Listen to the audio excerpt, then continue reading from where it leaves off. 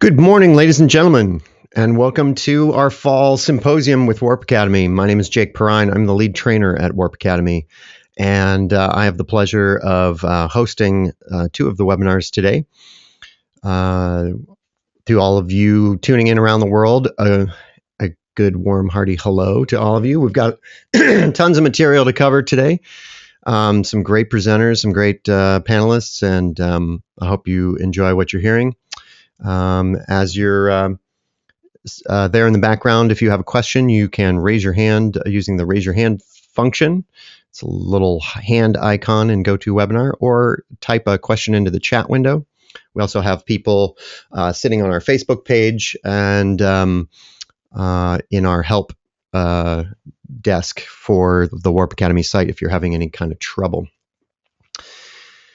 Today, we are looking at three different webinars. We're going to have a presentation here with Scott Colburn, who's a wonderful Seattleite friend of mine. And then I'm going to add Eric Magrini at noon. And we're going to talk about some mixing and mastering topics. And then later on at 1 o'clock, Vespers is going to interview David Starfire, just an incredible musician and producer, about his process. At some point during today, I hope to give away a free producer membership and a free course to some lucky winner in the audience. So do stay tuned. We'll do that at some point. I'm not sure exactly when, so you gotta be here to win. Right on. I'm going to tell you a little bit here about Scott. Scott, are you unmuted there? Can we hear you? Yeah, I am now. Awesome. Hello, Scott Colburn. I've got a little slide here that barely covers all of the many things that Scott does. He is truly a man of many trades. You are the owner and producer and engineer at your own studio in Seattle, Gravel Voice. Sound designer for film and video games, composer. I met him through teaching at Art Institute of Seattle for the years that I was there, and we had some overlap there. And probably most prominently for today's conversation, he is the author of a practical studio construction DVD in which he literally time-lapse photography and videoed the process of building his own studio, and learned quite a bit and executed all kinds of wizardry to make his studio the best it could be. And that's really kind of the topic that I wanted to dig into Scott today. But he's also a fantastic mix engineer and longtime recording engineer in Seattle. So we're real lucky to have him here. Did I cover all that pretty well, Scott? It scratches the surface. That's the spirit. So I wanted to dive through a number of different topics here today with you. Do you have anything you'd like to add to the list there before we plow ahead? No, I think that, I mean, if anybody's really interested in everything I've done, it's on my website, so people can peruse that at their leisure. ScottColburn.com. Awesome. So really, the reason I wanted to talk with you today, Scott, was that a lot of people making music at home find it very difficult to make their mixes translate from the room that they work in to the outside world. And there's so many factors that contribute to that. And that can start at just a bedroom producer setup and move all the way up to building your own studio in your own house or something like that. There's so many different iterations of home studio in between those 2 points. And I think some of the same factors resonate throughout all those different setups. And I was hoping you could lend some of your brilliance to some of these topics today. Probably. Well, I think I was just going to add to that right off the bat, is that I think that the sort of bedroom, basement, corner of the apartment style of setup is probably the most common style that people are trying to do work in. The few months and stuff that I've been in New York and like visiting people, it's like their studios in quotation marks are usually just like pushed off into the corner of their already pretty small apartment. Yeah. And work can be done in a situation like that if you just understand acoustically what's going on in that room so that you can do the best work you can. And this also just translates into larger studios, so that when I go to a studio that's not my own, wherever it is, to produce a record, I'm walking into a space that's completely foreign to me. I may not have even visited the place ahead of time and maybe saw pictures of it. And while if I'm going to visit someplace, I'm probably working in an established studio, I still carry some things around with me that help me analyze the room and figure out what's going on with it. So, for instance, a pair of headphones that I have used for a couple decades, like, go with me everywhere I go, because headphones, while not a good way of making real critical decisions, it's a way of removing the room from the equation. And so if you think that the room is contributing to something that you're hearing, like let's say a bass note is popping out on your mix, and you're wondering why that note keeps popping out, is it the instrument that's doing it, or is it the room that's doing it? It might be resonating at that particular frequency. And if you put headphones on and you find that the note is not popping out, therefore it's the room that's making that happen, and then you don't want to compensate for it because it's not actually there. That's a great point. That's a great point. How about reference material? Do you bring around CDs that sound good and try them in your new environment? Sure. I have a selection of music that's half stuff that I've produced and then half stuff that I'm intimately familiar with. And I usually spend the first hour or 2 hours in a new studio just sitting, listening to these tracks. Because I've listened to them on so many systems all over the place and I'm intimately familiar with them, I can then tell what's going on in that room. Mm-hmm. And then usually I run a tone sweep just so I can hear, like a very slow tone sweep, so I can hear the rest frequencies in the room and identify them and listen to the different speakers that they have. And then they also have this other tool that you can get it from Chesky Records. Chesky Records has released this on a test disc of theirs. I don't remember the catalog number offhand, but it's called LEADER. It's Listening Environment Diagnostic Recording. And it was actually produced by my acoustics teacher in college, and they were trying to, like, the human ear puts comb filtering into the sounds that we hear so that the brain can identify where it's coming in space. And what this does is they synthesized a maraca and put comb filtering on it so that if your system was set up correctly, stereo-wise, the sound would start in the left speaker and go up 8 feet in the air. And when you listen in a studio that's properly designed, it does go up 8 feet in the air, and it's really mind-blowing how weird the feeling is that you're listening to three-dimensional sound out of two speakers. Wow. But if your room is not set up correctly, it does not go up 8 feet, or it might kick off to one side, or only go up 2 feet, or not at all. And then you realize that there's something going on in the room that's affecting your stereo perception, and then you can work around that as well. And I find that just a really valuable tool, and just like going and like, what is my stereo imaging going on? What's going on in this room, stereo imaging wise? And that helps you kind of identify it. Nice, great. We'll write down some notes from this presentation, put them up on the website. So for those of you who wondered what that CD was, I'll get some links to that and put it up on the symposium page, so you can see that, as well as any other links that come up during the presentation today. Awesome. So here's a picture of the studio that you built.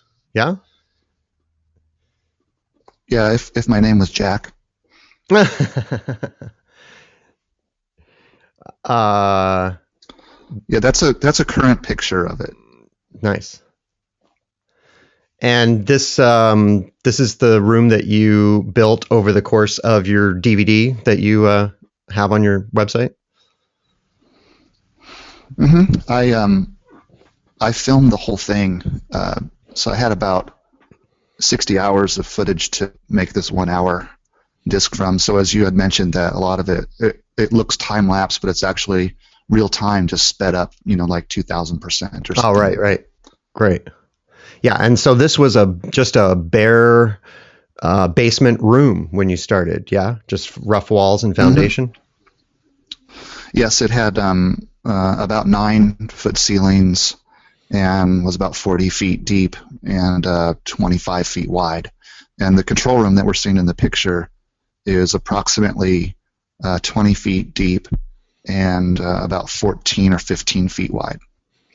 And how did you go about choosing where to put walls and all of those decisions about how to orient it inside of the basement? The interesting thing about if you're trying to build something or trying to alter something, what I mean by that is I think you have on another slide the diagram from practicalstudioconstruction.com that is the reprint from EQ magazine of a live end dead end control room situation. Like so. That one, yeah, that one right there. If people want to download that document, it's on practicalstudioconstruction.com, and there's a link that just like downloads it directly, so you can blow it up and look at it. That design was done by Wes Lachaud, who is a very prominent studio designer at this point in his career. And it was a co-written article with Ethan Weiner that runs a company called Real Traps in the northeast of the United States. What I like about the design is that they're trying to come up with a design that works in a space that people actually have and might put a studio in, like a garage or like a one-car garage or a basement or spare bedroom or something like that. Mm-hmm. And while I didn't 100% agree with this design, it was really, really close. And if you look at the dimensions, it's about 21 feet deep. And I don't have my glasses on, so I'm not sure what the width is on that. 15. Was it 15? Yeah. So my dimensions are close to that, but the key thing in finding out if you're able to alter your walls, and then you want to look at something that is a proper room ratio, and there's lots of research done into proper room ratios. But there was a guy with last name of Bolt that put them all together and into one diagram. And that one diagram tells you that if you find out what your room ratios are, everything is related to the height. So if your height is 9 feet, your ratio would have height on the bottom. So it's like your length to your height is a certain ratio, like say 1.4. Mm. Or your width to your height is another ratio, say 1.6. Mm-hmm. And knowing what your height is, then you can figure out what your length and your width is from there by using these ratios that are common for proper listening and control room studio design situations. And there's a lot of leniency in that way. But clearly to make it simple is like a square is not going to be conducive to critical listening because the room resonate at the same frequency for each of the 3 dimensions. And so you're sitting in a cube and you're going to have some real resonant frequency problems because you're in a cube. If it becomes rectangular, then the walls are not harmonically related to each other as far as their ratios, and then it breaks the resonation up and maybe is easier to deal with. And then this one has diagonal walls on top of that, so fewer parallel walls yet. Yeah, the diagonal walls, break it up and prevent flutter echoes. But even in a simple way, a rectangular room can be transformed into a proper, or a decent, I should say, mixed situation with very little effort and like very little money put into it. And as you desire more accuracy, then the dollar sign goes up. Gotcha. So to get it close is one price, and then it kind of proportionally starts to get more and more expensive as to get those last few resonances out of there. Well, you can always improve the design over time. Like you can do something that's simple that gives you like a massive improvement right out of the box, but then over time, as you desire better clarity, then you can start, building different walls or changing your dimensions or moving around the room in different places. Yeah, it's kind of a never-ending journey. Nice.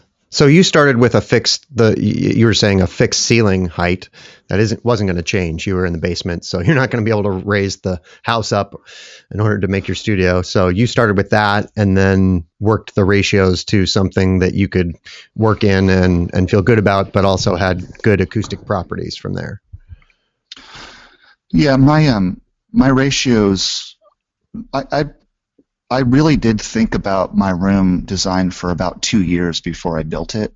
I just kind of would just go down and look at it and like try out different designs. And I was teaching an acoustics class at the time. I mean, I still do, but I was using my room as an example, and I found that a lot of my students were coming up with the exact same solutions that I was coming up with.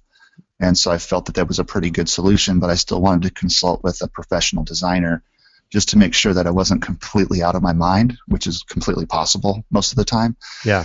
And he sort of corroborated my ideas, but we went a little bit further with it. And the reason that I like Wes was that he thinks about rooms musically, and I also like to think about rooms magically as well. And so we were trying to put in phi, or like the golden mean ratio, nice, and also augmented fourth musically to like break the modes up, and nice, trying to come up with ratios and numbers that made a lot of sense on a lot of different levels. It's like if anybody's familiar with feng shui principles, it's like I was trying to put that into my design as well. So I was trying to build a space that not only was technically or quote scientifically correct, but also had good energy and felt comfortable to work in, that when people came in they felt comfortable as well, and it allowed the creativity to flow because of it.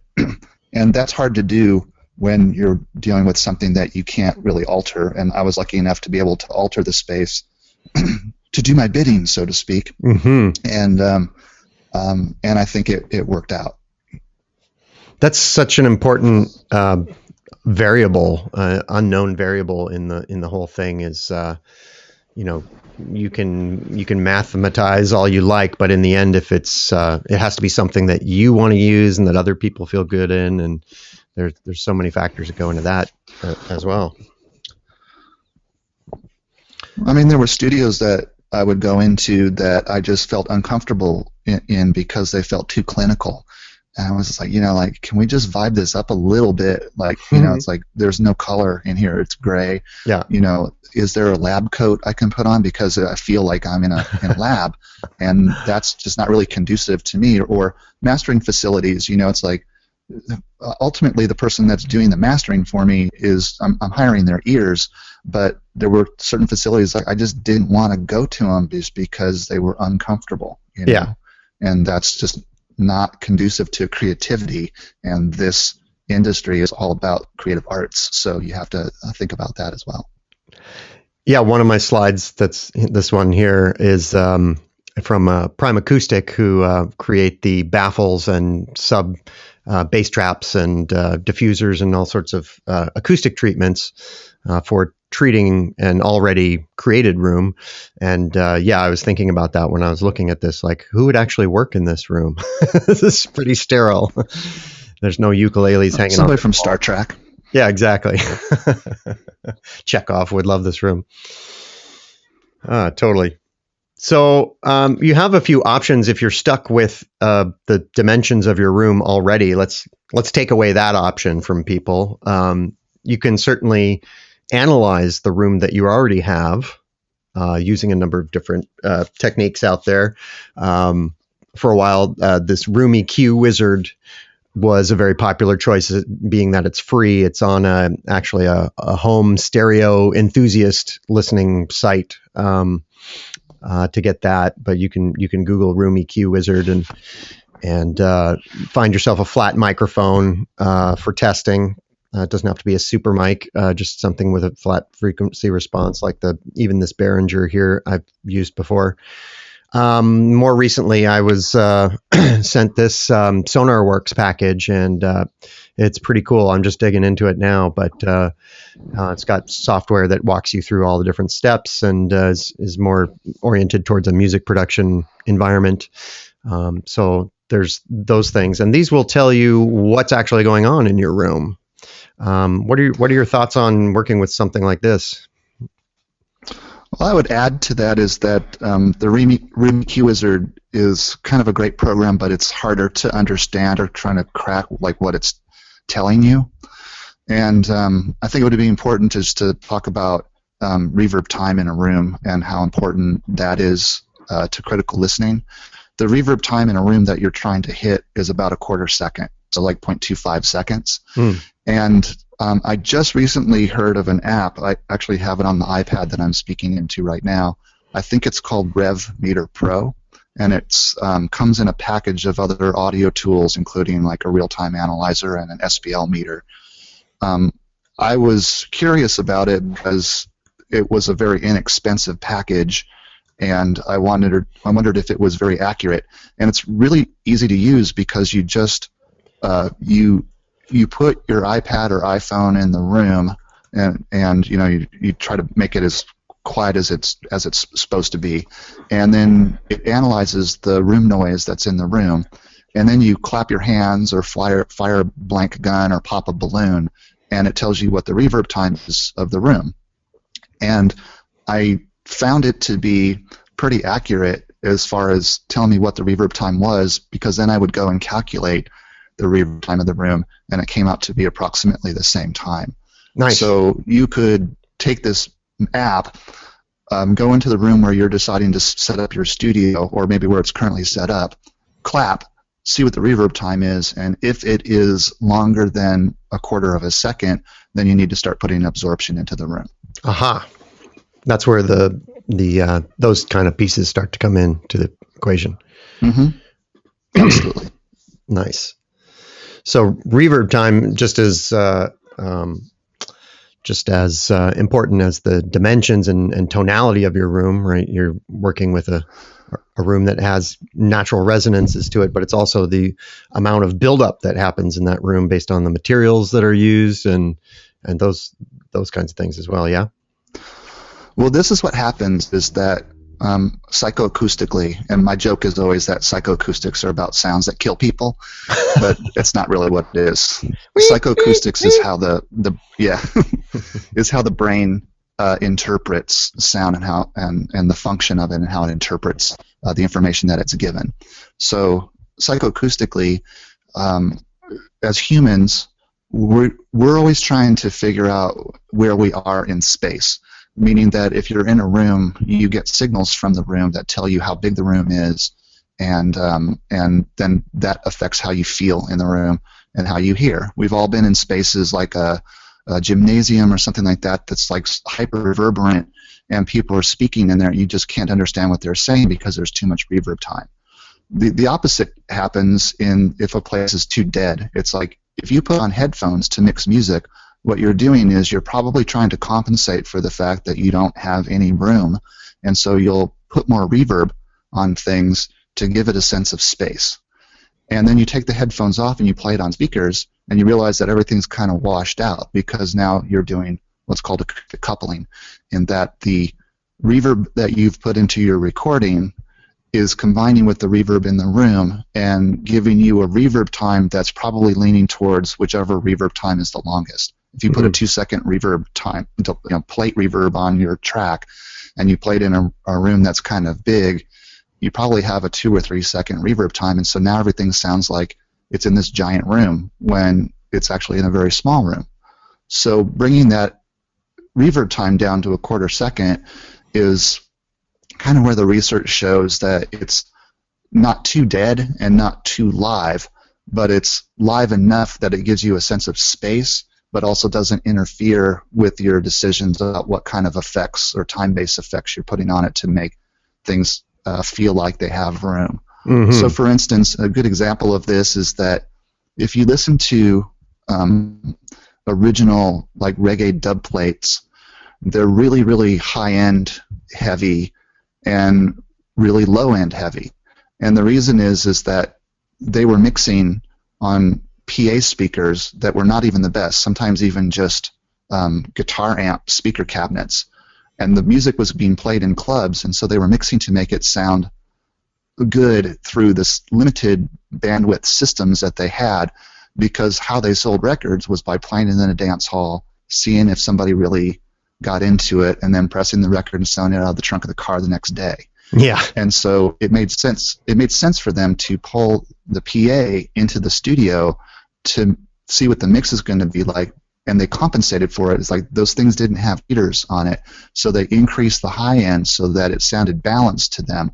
But indeed, it wasn't balanced, but it was, because it was balanced for the situation in which they were playing. So let's say you're making music to be played in a club by a DJ, or maybe you are a club DJ.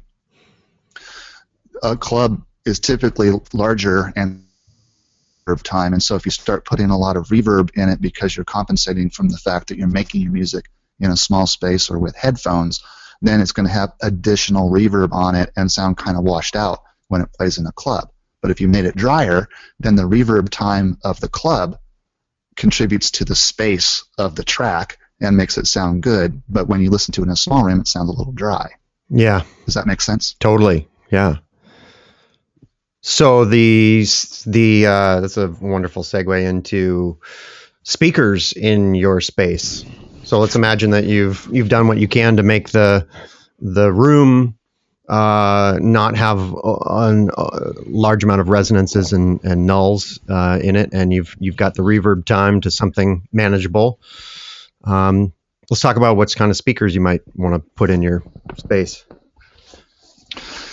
This is an interesting question because I had a discussion with a friend of mine, a pretty prominent, rock producer here in town, and I said, I've been thinking about buying a pair of Genlex, and he was like, yeah, I wouldn't do that. And I was like, why not? He's like, well, they're too good.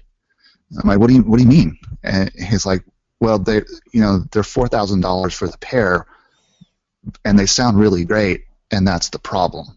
And I'm like, aha, I get it. And so yeah. I actually have a pair of Event 2020s, the old school ones that they don't make anymore, that are passive. Because they're $300 for the pair. And I compared them to the active ones, and I just tended to find that I didn't really like the amplifier that was on the active ones. Huh. So this way I can swap out different amplifiers, and I'm currently still using a Rotel, it's not even high-end, it's like basic Rotel stereo amplifier for the home, for my main amplification. And it's a 35-watt amp.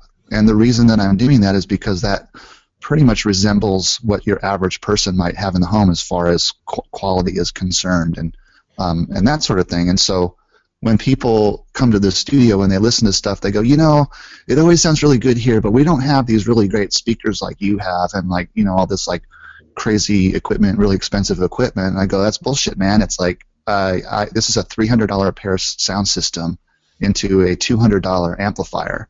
And the reason it sounds good is because it does sound good. And so if you work with speakers that are less than stellar, it forces you to work really hard to make it sound good. And if you can make it sound good out of something that doesn't sound good, then it will always sound good on something that is better than that.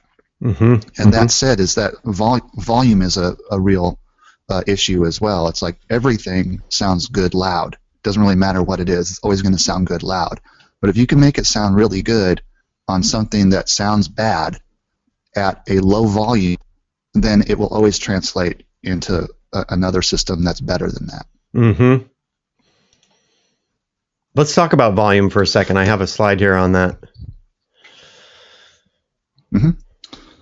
Yeah, so you're showing the Fletcher-Munson curves, which is it's interesting because whenever I explain the Fletcher-Munson curves to students and talk about it showing the frequency response of the ears, it's hard to understand that at 86 dB SPL that your ears are as flat as possible. They're not flat by any means, but they're as flat as possible. But how you really see the frequency response is by taking that diagram and inverting it, and then you'll see the frequency response of the ears. And what this means is that as sound gets quieter, perceptually we hear less treble and less bass. And so in order to get a good volume balance for a mix, you're listening to it actually quite quietly, and somewhere in the range of like 75 dB SPL or lower. When you turn things down quiet, you can really hear which element in the mix is the loudest. And it's like if there's an argument, it's like, I think the bass is too loud in this. It's louder than the vocals. And you turn it down quiet, and you realize that it's like the kick drum's actually the loudest thing in the mix. And then you adjust it accordingly, and when you turn it back up again, the vocals will come back up because we're more sensitive to vocals in the frequency range that vocals are in. But when you turn it down, the vocals get kicked into the music. They're like tucked into the music, but you turn it up loudly, and they come on top of the music. So the mix changes, our perception of it changes as the volume goes up.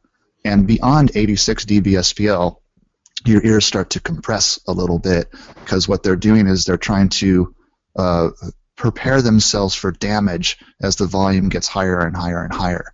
So at 120, it's like might be where you're feeling really uncomfortable or your eardrums are about ready to shatter. It's like you can't really do mixing there because your body's trying to fight the inevitable coming is that if this gets any louder, my eardrums are going to pop. So that 86 dB SPL or in that range is pleasantly loud and full, but not even so loud that you can't have a conversation with somebody in the room. Yeah. And so it's surprising, like, you don't really need that much volume in order to hear frequency content, and that's what that 86 dB SPL is that your ears are not contributing to your perception of the sound, in that if it was louder, it's compressing, or if it's quieter, you're losing high end and low end. Do you set the mix volume based on taste, or do you actually have a detented master volume that you can recall to a repeatable volume? If you have an SPL meter, and Radio Shack sells an official one, but that that app package I was just talking about has one too. It's within a dB of being accurate as well. It's actually kind of amazing how accurate the microphones in the iPhones and like smartphones are actually pretty well tuned. You use that, and you listen to things at different volumes, and then over time you get a sense of what 86 dB SPL is. Yep. And then you know that you're just going lower than that, and you don't have to hit 75. It's just like by the decibel system, 75 dB or 76 dB SPL is 10 dB below 86, which means it's half as loud as it was before. That's a pretty significant reduction. Mm-hmm. And so you just get a sense. So like in my studio, if my gain staging is correct, my mix is correct, and I turn it up, I'm using a Yamaha O2R96. If I turn it up to a quarter of the way, that's about 75 dB SPL. If I turn it up halfway, that's about 86. Gotcha. So you've managed to figure this out over you time. Figure out where you are. Yeah. Mm-hmm. Yeah, you figure out where it is when you're doing the volume, and you get a good idea of like how loud that is, and you can always go back to that and be within a few dB of it. Gotcha. Nice. Okay, so how about placing speakers? Now that we've talked about speakers, talking about placing speakers in the room and finding an ideal location for you and your speakers in relationship to the room. Well, that diagram shows it lateral triangle. If you're just doing a stereo setup, if you're doing 5-1, then I think that's at 110 degrees off of center. Mm-hmm. And I also really would suggest that you have a subwoofer on your system, mainly just because you want to make sure that if there is something going on in the deep low end, that you're actually hearing it and not trying to compensate for it because of the deficiency of the frequency response of your speakers. That's in your a average 5-1 speaker setup. Well, no, even in a stereo setup, would still suggest a subwoofer just so that you are able to reproduce the lower frequencies that your average near-field monitor, those go down to about 40 if you're lucky, but usually 50 is about the cutoff of it, and if there's some energy like down lower, or if you want that energy, like a 30 hertz thing, or you're using an 808 sub hit or something, you might be making that really loud a mix because your speakers aren't actually able to reproduce that frequency, and so a subwoofer helps you hear it so that you can make a good decision about whether it's proper or not. I've usually been of the opinion that they create as many problems as they resolve or more, especially in a small setup. I agree with that.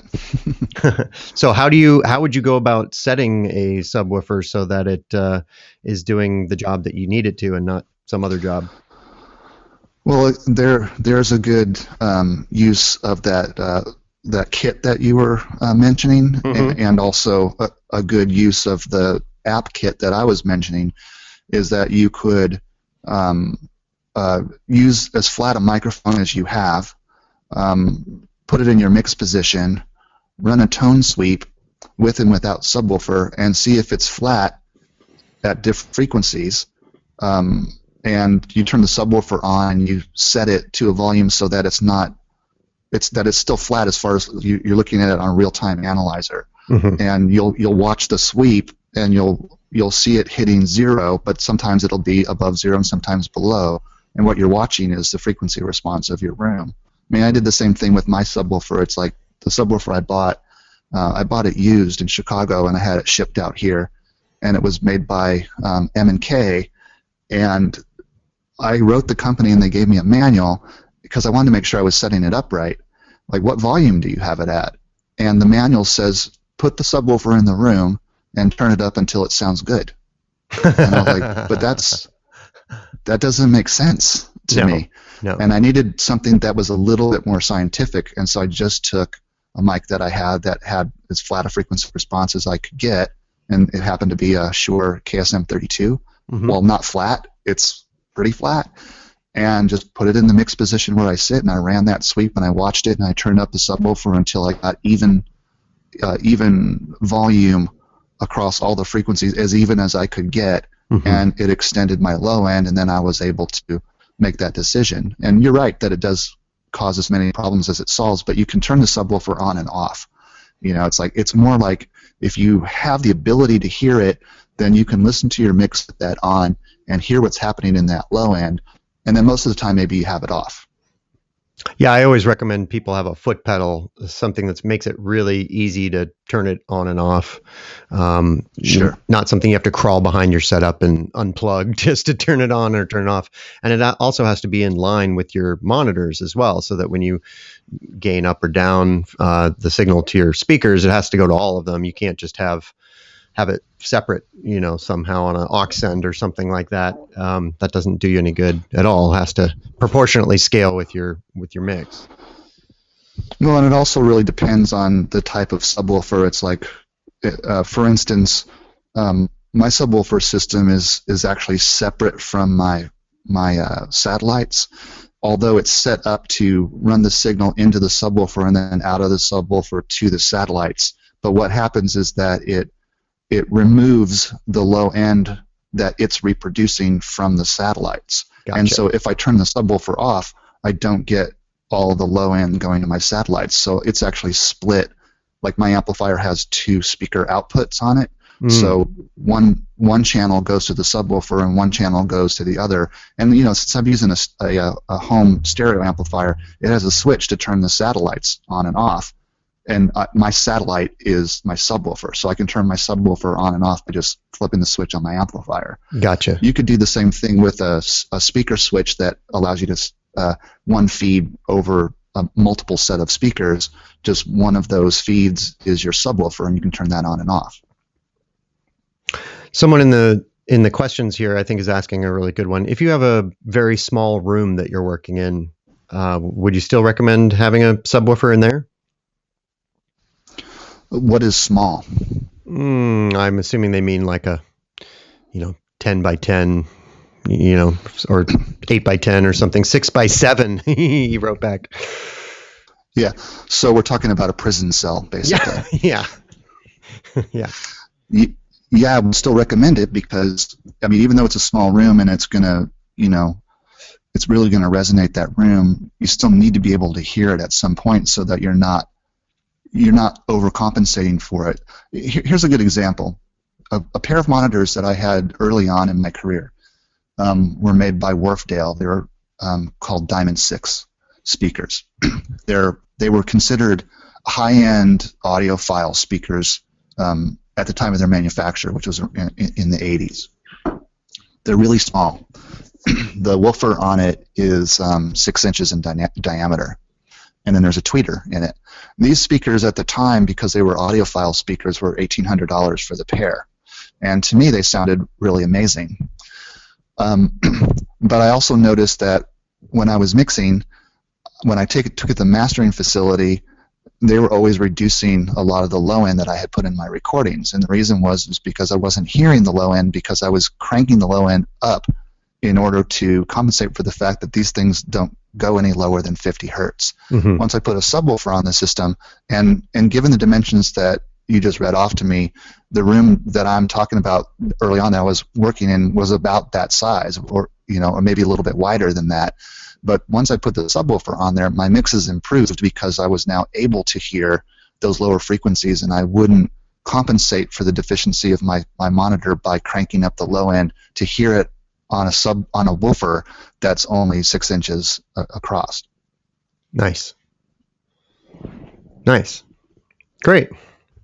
Well, that's totally reasonable. I find it ironic that and that people who really like to have the bass cranked up in their mixes in their mix room will end up with bass anemic mixes and vice versa. People who are a little bit worried about not working, their neighbors, not roughing their neighbors up, and so they keep the bass low, then they end up with bass heavy mixes. It's kind of a great irony. It is kind of a great irony, but the thing about bass is that it's omnidirectional. So when it comes out of any speaker, it comes out, in a circle, so to speak, or a ball out of it. And so it's decidedly not directional, and it's also quite huge as far as physical length. A 100 hertz tone, which is not even bass at that point, is 11 feet long. Yeah. For it to be fully realized.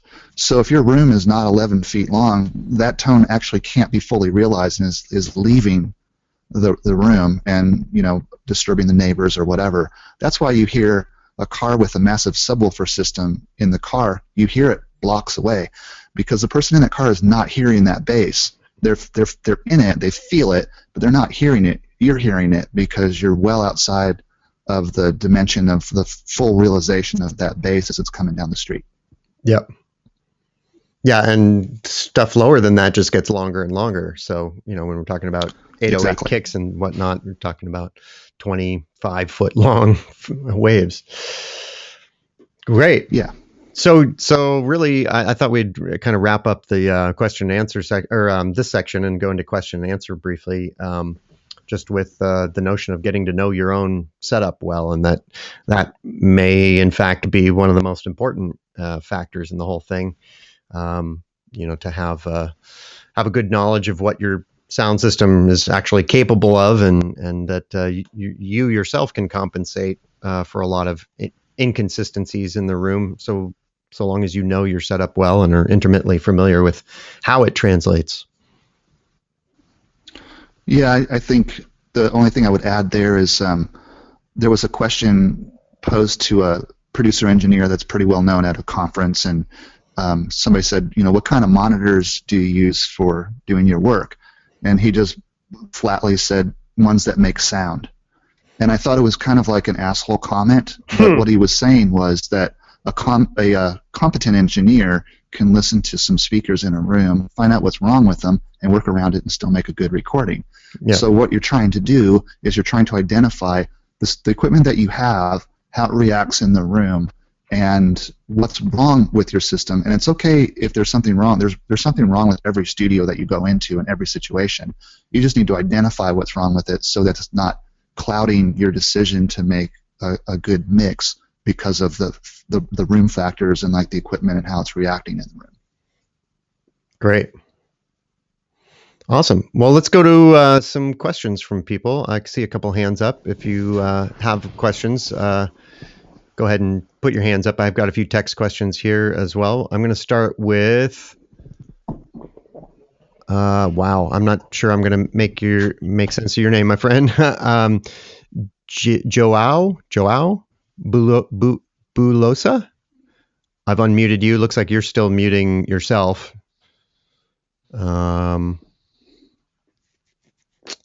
I'll leave you unmuted there in case we hear from you. I'm going to also go to Ian Johnson. Ian? Yes. Hi, Ian. Hi. In my mixing room, it's in my bedroom, and directly behind where I have my speakers set up, I have, unfortunately, floor-to-ceiling practically mirrors, the closet-style mirrors. Is there anything I can do about that, or should that be a concern of mine on treating the room? Yeah. First of all, this goes for everybody. It's like if you are facing a corner, your mix is in a corner, mix space is in a corner. Get it out of that corner, and put it more centered in. Even if you have to be up against the wall, put it against the wall in the center of the wall rather than in a corner. On top of it is that there's one really common basic control room design. It's called live end dead end. It was invented by Chips Davis in the late 70s. The design concept is that you have an absorptive front wall, meaning the wall that you're facing, and a diffusive back wall. And so those mirrors are being highly reflective. If they can be covered with a curtain or something like that, even temporarily when you're working, that's going to improve your mix because it's absorbing the frequencies that are coming out of the speaker and hitting that wall instead of bouncing it back to you. If it bounces back to you, then there's a certain time delay in the frequency arrival to your ear, and it causes comb filtering, and it starts to mess with your judgment of the sound because it's actually EQing the sound as you hear it rather than hearing just the direct sound from the speakers. Yeah, the goal there is to have as much direct signal from your speakers as possible, with enough room reflections to give you a sense of the space that you're in. But by and large, you're going for direct signal, hence putting the speakers closer to you than to the walls, and ideally sitting towards the in a part of the room that you get the less reflections and more direct signal. Yeah. True. Got another question here. Thanks, Ian. Good question. Any follow up on that, Ian? Yeah. Should I leave the closet doors open then to try to get it pointed at the clothes or anything? Well, that would be a good thing if you could open the doors. Then the clothes in there become absorptive in a sense. All right. Thanks. Thanks, Ian. Good one. Cool. Hey, Jake. Yeah. Hey, Scott. Hi. I'm João. Hi. I'm from Portugal. Yeah, I was muted, and well, I've been liking this very much. Pretty good information till now. Excellent. Do you have any question for us? So far, I don't think so. Well, I'm in a bedroom studio. I try and produce some stuff. Well, I know I have many flaws, and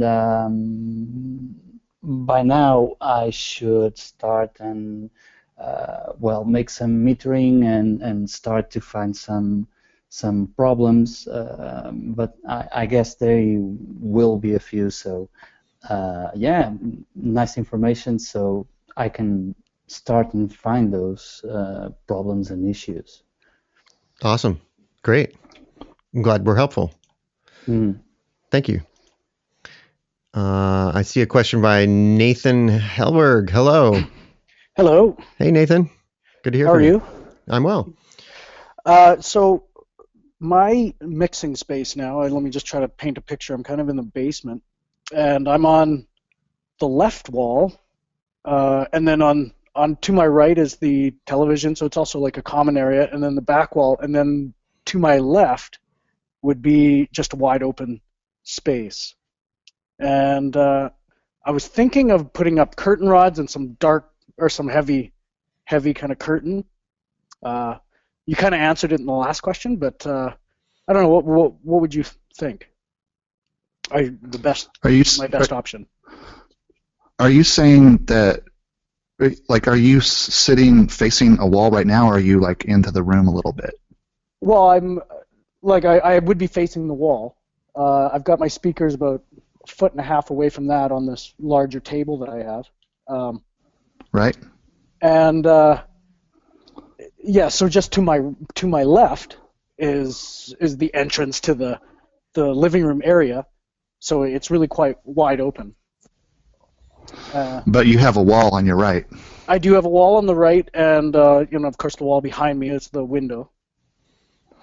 Is it possible to rotate your listening position to your right so that you're facing the wall to your right, and behind you is the living space? We had kind of thought of that, but it is, like I said, it's also a common area. So there's also a couch to my left, and the television is on the right. So we're just kind of sharing the space. I understand. It's the thing that's most important is to maintain symmetry in your setup. So if you, like, let's say that you were sitting in your space and you were able to reach out your arm to your right and you were able to touch a wall, but you reach your arm out to the left and there's just air because it's like it goes on quite a while. If you rotated it where you had an even amount of wall on either side of your ears, then that's more conducive to being symmetrical than having an open space on one side and a closed space on the other side. And the reason for that is that what's going to happen is the sound that's coming out of your right speaker going to the left keeps going. It doesn't reflect back, and so your perception of the stereo image is going to be swayed by that, and it's going to sound out of balance or like skewed to one side because you're not getting the same feedback in your left ear as you are in your right ear. Right. That does make sense. My solution in my head, I guess, was I still haven't treated the room, so I was thinking of hanging curtains on both walls, or like on the one wall to my right, and then hanging a curtain just to my left in the open area. Is that? Am I sort of on the right path there, or is that? Sorry. You're Sorry killing it. about that. I know. You need some water there, buddy? Okay. Yeah, I got it. Okay. The curtain will kind of work, but but not for the low end. Oh, okay. Yeah, so it's like it's a good idea because it's making more symmetrical, but the low end part of it will be kind of weird and probably like kind of come out to one side because of it. But it's better than what you have right now. Fair enough. Awesome. Okay, well, thank you for the advice. Thank you, Nathan. All right, ladies and gentlemen, this will be our last question. I have a couple different questions I'm going to kind of compile into one, and essentially they refer to... Link! I'm going to mute everybody. There we go. Including, did I mute Scott? Let's find out. It looks like I did. Hold on a second.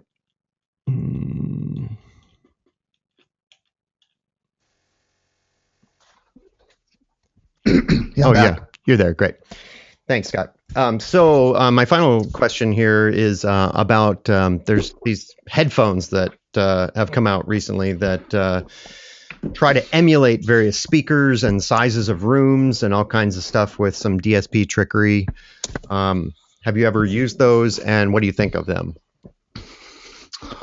I haven't. I'm unaware, but I'm also deeply interested in binaural listening environments and emulations and like everything that's kind of happening, in a virtual world. it seems to me that without really knowing what that product is, it seems to me that it's much like the Sans amp that's trying to emulate what the sound of a guitar coming out of an amp sounds like. So anybody that's not familiar, the Sans amp was a pedal. It's now a plug-in that comes in Pro Tools, but it's a pedal that had 3 settings, which they couldn't call it Fender, Mesa Boogie, and Marshall, but that's exactly what they were. Mm-hmm. And they sounded pretty good, but the problem is that they weren't moving any air. And the thing that makes a guitar sound good and have its certain tone is because it has speakers that are moving air, and when you put a microphone in front of it, it's moving air as well, and this had 0 air. It's now been improved to where it sounds pretty decent, and when instead of reamping something, these days I just kind of put the Sans amp on it and choose something because the model is really good. And we have models of tape machines and stuff that we can put on our mix buses and that sort of thing, and so that sort of thing is probably pretty cool and probably sounds really good, but then is that what is really happening? I mean, for instance, Lexicon makes a system called the LUFS, which allows you to use feedback in the room to make the room sound bigger than it is. At the Experience Music Project here in town, they use those, you going into a little 6x6 box and playing guitar, but you can make it sound like you're playing in a stadium. And while those are really cool and they work, and perceptually that you feel like you're in a big stadium, is that really how you want to do your critical work? Which is different than enjoying it. Yeah. Yeah. Yeah, I'm wary of any emulators. I mean, the difference being that Sans amp, you can like or not that sound, and you can use it for what it is rather than as a replacement for the real thing. You can use it as its own thing. Whereas with headphones, my feeling is you could use those in addition to, as some way to check, or in a situation where you don't have the optimum choice, like an airplane ride or something like that. But for critical listening, that wouldn't be my go-to solution for sure. No, I agree with you on that. Cool. All right. Thanks, everybody. And thank you, Scott. What a great download of information you've given us today. I'm really appreciative for your time and your efforts. ScottColburn.com is where you want to find Scott online. He's got links to his other materials on there. I'm going to put it up on the website on the symposium page, and links to all of the different things that you mentioned. I'll be sure and get those from you, Scott, so we can. So today, for our second session, I have the distinct pleasure of having Eric Tarekith Magrini joining us today. He is a fellow Northwestern engineer, the owner and operator of Inner Portal Studio. He's also very prominent online as Tarekith, which is his music alias, and as a supporter of Ableton Live in general, and has been putting up tutorials and information about Ableton Live and audio in general for years and years now. I remember him being one of the first sane voices I heard in the maelstrom of the internet. How long ago did you start putting up material online? Oh, geez. 13, 14, 15 years ago, probably. Yeah, a while now. I've been with Ableton since it first came out. Nice. From the dark ages of the internet. Yes. Which is in not only dog years, but I think like fish years. The internet moves that fast. Eric, you're in your home studio these days. You are predominantly doing mastering for people, and as I understand it, with a focus on electronic music, but not exclusively electronic music. Is that true? Yeah, that's correct. Probably about 90% of my business is mastering. The other 10% is mix downs and just general consulting work I do. And yeah, most people do know me for electronic music, which is fine with me. It's the kind of music I like, but I work on everything too. I mean, I've done some classical and jazz and all kinds of stuff, so I don't work strictly on electronic stuff. I just happen to be known for that. Yeah. People see your name in the credits of one piece and find you to do their piece, and so you tend to build a name for yourself in that way. Yes. Word of mouth. Word of mouth. Awesome. So Eric and I did this panel for the Decibel Festival in Seattle, which is an amazing electronic music festival, back in September, and had a great time doing it. And I'm glad for you to be joining us again today, Eric. That's awesome. Eric's got a couple tutorials on Warp Academy, so he's one of our favorite adjunct trainers to come through. And so today we were hoping to give people a little bit of time to dig into questions around mixing and mastering in particular. I also do a good deal of that work myself. One of the topics that I wanted to throw into the mix today was this notion of the end of the loudness war that people have been really trumpeting online. Yes. And for those of you who haven't been following along at home, the world of mastering has been kind of dirtied, I think, over the last 20 years with the advent of CDs. We started to get into this war to make things louder and louder with a ceiling on digital that is absolute and impassable, using peak brick wall limiters to bring the average loudness of material up and up and up. And after a few albums in the early aughts, people started to wonder, well, where's this all going? How far can this possibly go? And I think we may have reached a turning point, which was the advent of first a number of limitations that are being placed on broadcast. There's a whole movement, both in Europe and now in the United States as well, to regulate how commercials are measured in terms of loudness. For a long time, movies and television were mixed based on loudness of the operator sitting behind the console deciding what's loud enough. And there were, of course, limits to what you could send through the transponder and all that. But we've moved now to a digital broadcast system, and some of the same issues still apply. You had commercials, people making commercials that got louder and louder in order to grab your attention out in front of program material that is very dynamic in its overall loudness. So people started to complain, and sure enough, legislation was passed to bring that measurement back to a average loudness rather than a peak loudness. We've been measuring in the digital world for a long time peak amplitude, and that really doesn't correlate very well to what the average or loudness in the room translates to. Right. So now we're moving back towards a measurement of average loudness over time.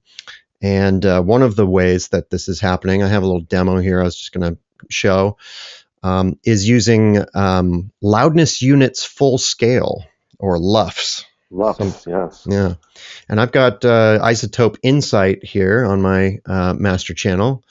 And it's a great little meter for looking at a number of different things. I've got spectrogram and sound field and all these other pieces that I can look at, but I'm actually just turning those off so we can really maximize the loudness portion here.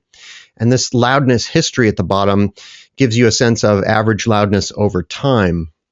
Loudness units full scale looks at an average loudness, much like RMS loudness, over a long period of time. And in fact, LUFS does it from the beginning of when you hit play to when you stop playing, or in the case of a song, from the beginning to the end, and assigns an overall average loudness for the entirety of the song. Yeah, I think it's important to point out too, that's not just like an average RMS value, though, that there's precedence in the spec, so that if a song is almost predominantly very, very quiet and only has a very short loud burst towards the end, they can factor that in, that short loud burst doesn't throw off the over average loudness of the entire song. So yeah, that's one of the big advances here with this whole LUFS measurement system, is that it's not only a more accurate way to measure RMS at a single point in time, but how to do RMS over an entire song in a way that actually makes sense to our ears and not just meters. Yeah, and there's parts in the spec for like silences and, once it Yes, drops exactly, below a right. certain threshold, stop measuring and all that. Right. Yeah, so I wanted to just show a quick little demo. The reason this all came up is that we haven't been switching to an online delivery system for getting our music from the world, and Pandora, of course, and Spotify, and now iTunes Radio, and each of these have their own way of dealing with this average loudness over time, so that when you're listening to their music material, you do not have to change the volume on your stereo when switching from song to song or station to station. It's all pretty much at the same average loudness throughout. And because of this, because we are listening at an average loudness of roughly minus 16, 17, 18, depending on the broadcaster, that's for internet delivery. Television and radio are at about minus 23 or 24 LUFS. This really does away with the need to squash the bejesus out of things, because you're going to be listening to average loudness, not peak loudness any longer. So let me show you an example quickly of what this means, and we can talk about it in a general sense after that. I've got 3 tracks here in Ableton, all of which are running through this meter. So I'm just going to solo the tracks one at a time. You're not actually going to hear them today. I don't have the audio routed into GoToWebinar. The sound of it is really not all that important for our purposes today. But this is Yaz, Don't Go from the 80s, an early electronic song, if you will. Alison Moyer and friends making this. And I'm just going to let it play through in the background here a little bit. And what you're going to see is the integrated loudness units full scale playing and creeping upwards, because we had a kind of low intro, and now we have a very consistent level throughout the rest of this track. I'm just turning down the volume on the output here so I can hear myself think. And if we listen to this whole track, you'll find that it measures out to be minus 20 roughly. The overall waveform of this track looks something like that. So we've got an average loudness, let's say, of minus 20, minus 19, somewhere in that range. So now I'm going to stop, and I'm going to switch to the second track here, which is Kiza's Hideaway, a track I'm very enamored with right now, in that it has a reasonable dynamic range for dance music, and I think to my ears actually sounds really good. And I've been using it as a reference track when working in my mix class with some other students. So here's a little bit of that one. And over time, I didn't play the intro here, but over time, this one averages out to be roughly minus 10. So a whole 9 dB average loudness, louder yet than the 80s track that we saw there. And I'm going to do this one down here, which is a fairly typical electro house track. And thankfully you can't hear this because it's pretty much just solid. I call this tube of toothpaste mixing. Looks like it's just coming out out of a tube of toothpaste here, and its average loudness is up around minus 5, which in my humble opinion is absurd. What happens then, if you were to hear all of these tracks back to back in a playlist on Spotify or iTunes Radio or something like that, here's what would happen. This first track, because it is lower than the average loudness, would actually get turned up. So this one would go up, let's see, from 19 to, let's call 16 as our base here. So we'll go 3 dB louder.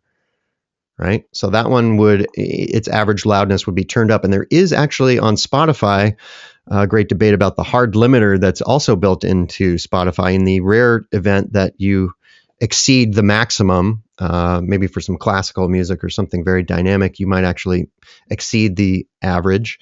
There is a limiter built in, so you don't go into clipping if that were to ever happen. Yeah, but for these I didn't realize they had a limiter built in. Yeah. It's hard to find information about it, but it's if you dig deep, you can actually read about it. I've got warping on unnecessarily here. So I'm going to lower the volume of the second track. So with Kiza, it started at 10. We need to get down to minus 16. So it will actually lower the average loudness down by 6 decibels. And so that's what you'd be playing out of Spotify or Pandora or whatnot. And this top track that's generally minus 5, we're going to have to lower that one by 11 dB. in order to get it down to an average loudness that sounds good with these other two tracks. So if you play these back to back now out of your speakers, they would sound generally on an average, about the same loudness back to back. And it's fascinating looking at the waveforms here that that's in fact true.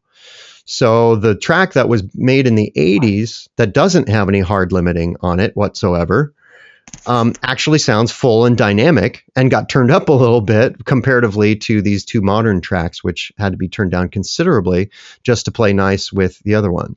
So if you can extrapolate from that, in fact, the need to mix your songs with a brick wall and squash the heck out of them is actually detrimental to the final result of your song playing on one of these different broadcast mediums. Yeah, I mean, in the last two tracks, or the bottom two tracks, I mean, there's a whole lot of peak limiting that was going on that really serves no purpose anymore in this scenario. Agreed. Yeah, I mean, there's a lot of, I don't want to say damage necessarily, but you've permanently altered your audio for a need that isn't really there in this case. So it's good that this is finally starting to come around. Agreed. I do. People will often talk about like, all right, so how do I deal with this in terms of like, say, Beatport? Right.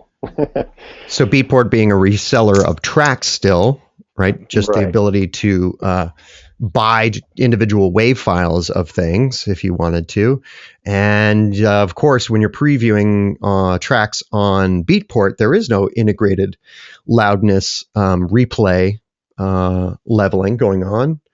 So the loudest track still wins there. So it seems like we need some education in order to make it across the finish line with the loudness wars. But what do you think about mastering these days when you have these different formats having different needs? Well, I think this is all still really early days. The whole LUFS measurement system. I mean, it's only a year or two old, and a lot of plugins and things are just now starting to support it. So, I mean, it's encouraging that this is coming here, but I wouldn't yet say it's the end of the loudness wars. I mean, just for that reason, on Beatport, I mean, people are going to sell their tracks commercially. They still want to be, somewhat comparable in terms of volume. One of the things I've done with some clients is it depends on their aggregators and things like that, but they can actually have two files. They could have one mastered pretty much how we master songs for the last 10 years, with peak limiting and such, for the downloadable version. And then if they know that they can supply a separate version for streaming, then it's possible that, they might ask me to provide one following these measurement standards instead of just using peak limiting. So I think in the short term, we're still kind of in a phase where, there is probably going to be some need for both. But I think as more people kind of understand the LUFS system and how that can improve things, hopefully slowly but surely we'll start seeing an end to this, loudness war debate. Yeah, in this interim phase, the notion that as mastering engineers, we're going to be making two versions of things. That's not completely unheard of. People who would release on vinyl and CD are asking for kind of the same thing, a more dynamic version and a less dynamic version. Is there any reason why you might on a CD make a CD that was not peak limited but actually had more dynamic range? Do you think clients would accept something like that even if they'd been educated about it? Yeah, I mean, I definitely see, in general, I think the quest for this overall loudness thing has gotten less over the last couple of years anyway. Even in stuff I'm mastering for Beatport, artists aren't quite as keen for just loudness over everything else like they used to be maybe 2, 3, 4, or 5 years ago. So that's a good sign. I do have actually probably 3 or 4 people in the last month who, for CD releases or things like that, they actually just said use the full dynamic range but don't do any peak limiting. So they didn't want to actually artificially boost the volume with limiting, but they still wanted me to make sure I was using all 16 bits. Of course. That a CD range would. I think one of the problems would be is if you were to master something to say -16 LUFS or something like that, then you're not using all the range that available bits in the CD. So again, there's kind of a compromise, a trade-off there as we transition from older ways of distributing music to the newer style, there's going to be some interim steps in between to make sure it works right. But for CDs in general, I mean, if people aren't worried about overall volume, I mean, we can just take the songs and, I would say just normalize them, but you could almost do the same thing, just make it sound good with EQ and compression for aesthetic reasons, and leave off the limiting, and just make sure that we're giving a nice, clean, dynamic signal for the CD listeners as well. Yeah. Yep. I like, everybody who has come up against this issue is the takeaway is essentially make your mixes sound good. What a notion. Yeah. Make your mixes sound dynamic and good, and as dynamic and good as you want them. It's not to say that everything you mix should now be at -16 LUFS. Right. It's more that you just know that when you get played against other things, your your volume is going to be turned down if it's louder than that. So right. And a lot of times, one of the side effects of that too is if you have a heavily compressed track or heavily limited track that gets turned down, even though they might sound the same overall volume, you're losing a lot of that initial transient information that the less limited song has. So they might sound comparable in volume, but the less limited song could have more snap, more pop to it, a little bit more oomph to it too. So it's kind of ironic that the song that sounds better, limited, is going to sound worse when you compare it to songs that aren't limited. And that's usually, it's not always the case. Sometimes it can be really subtle, but sometimes not so subtle. There's some great demos out there of like Thriller having gone through 3 different mastering rounds, one in the 80s, one in the 90s, and one in the aughts, and getting increasingly louder with each one. Right. And now you play those back at similar loudness levels, and boy, oh boy, does the 80s one sound the best by a landslide. Oh, for sure. Yeah, for sure. Definitely. But I mean, we're picky like that too. Yeah. I got a question already here from Mark Richards, who says, brilliant. Can you guys please explain a bit about how the work of the K14 system works and how does it compare to LUFS? You want to dive into that? Yeah. So the K14 system was had kind of a similar goal in that it was more of a monitor calibration. So that you could, just using your ears, you could tell if something was going to compete commercially without having to use meters and stuff like that. It started to get some favor. Like I know a lot of plugins, plugin meters and such have K14. I don't really know a ton of people that use it in use though. I did for a while, and then slowly kind of realized that the specifications didn't really fit my listening environment. I like to listen a little bit quieter than like a K14 or K12 scale might imply. Mm-hmm. So for me, the K system is more about like a monitor calibration, how to set your monitors up so that when you're playing back your audio at a known reference level, you can tell just by listening, hey, this is going to be way too loud, hey, this is too quiet, that kind of thing. And you can take limiting out of the equation for that. They both seek to do the same thing, but they approach it from different ways. Let's put it that way. The LUFS system and stuff, that's actually like a gain change after the fact, and the K14 system is more like a game change in your monitoring prior to the fact of mastering. Yeah. Yeah. Bob Katz was the inventor of the K system, and he's been a strident voice of reason in the loudness wars arguments, I think, and been leading the charge in that long before it was fashionable to do so. And God bless him for that. And yeah, the monitoring calibration of the K system, he talks a lot about on his site, digido.com, right, about how, stepping back your monitor controller, this song was, mastered on K14 at a -6, calibrated, stepped monitor controller setting, and things like that. And it's interesting, but and it's great for mastering engineers, I think. But your average home enthusiast is probably not going to go to those lengths, I would imagine. Yeah, and plus, if you follow the K system, to the T as far as the overall levels that you set your monitors to, it's a pretty loud signal that you'd be listening to while working. And for a lot of people, it just doesn't make sense. For a professional studio, it's no big deal. But For someone at home, yeah, like, you probably don't want to be working at 85 dB with a baby in the room. Right, or a neighbor next door. Right, yeah, exactly. I mean, it's a good system. It's designed to definitely try to counteract some of the loudness wars issues we've talked about so far.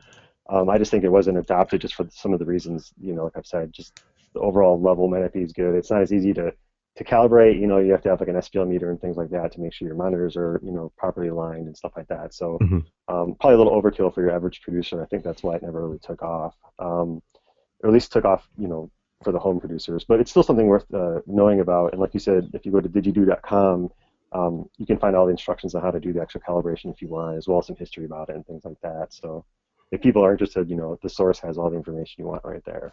Definitely. Let's take a few questions. I do see a couple hands up already, and if you don't have a microphone, you want to send in a text question, I'll try and keep an eye on those as well. Let's see. Our first person here is Jer David Lawrence. I'm unmuting you. Hello. Hi, but that was from a previous session. Oh, it was. Oh, sorry. Would you like to invent a question on the fly? No. No, sorry. Oh, okay. Awesome. So if you don't have a question, put your hand down. You can also disable the hand button as well as raise your hand. You can lower your hand as well. So I've got Liam K. Hello, how are you? Good, how are you doing? Good. Hi, Liam. Hey, how you doing? Good. What's your question, man? I actually didn't have any. Oh.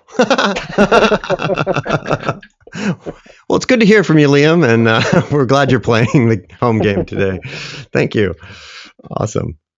Well, 0 for 2. Let's keep going. Jan, are you there? Hey.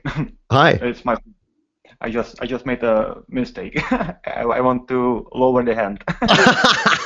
Sorry, guys. No worries. 0 for 3. Does anybody out there have a real question? Please call now. Operators are standing by. Here's Ian Johnson. Well, you asked me a question last time, so I wasn't going to ask one this time again. But what do you think of the software Platinum Notes and its process of mastering and the templates that it uses as sort of an auto processing for and rebuilding of clip peaks and all the other things it does? We're being replaced. Yeah, maybe. I don't know. I'll be honest. I haven't used Platinum Notes since the first version came out, and they actually asked me to review it when they first released it. Quite a few years ago now, I guess. And at the time, I have to admit, I wasn't really impressed that a lot of the gain changes that software applied seemed to distort audio or just make things not sound nearly as good as it would be just adjusting it manually. It almost looked like there was another layer of compression going on. Now, I have no idea if they've improved that in more recent versions or things like that.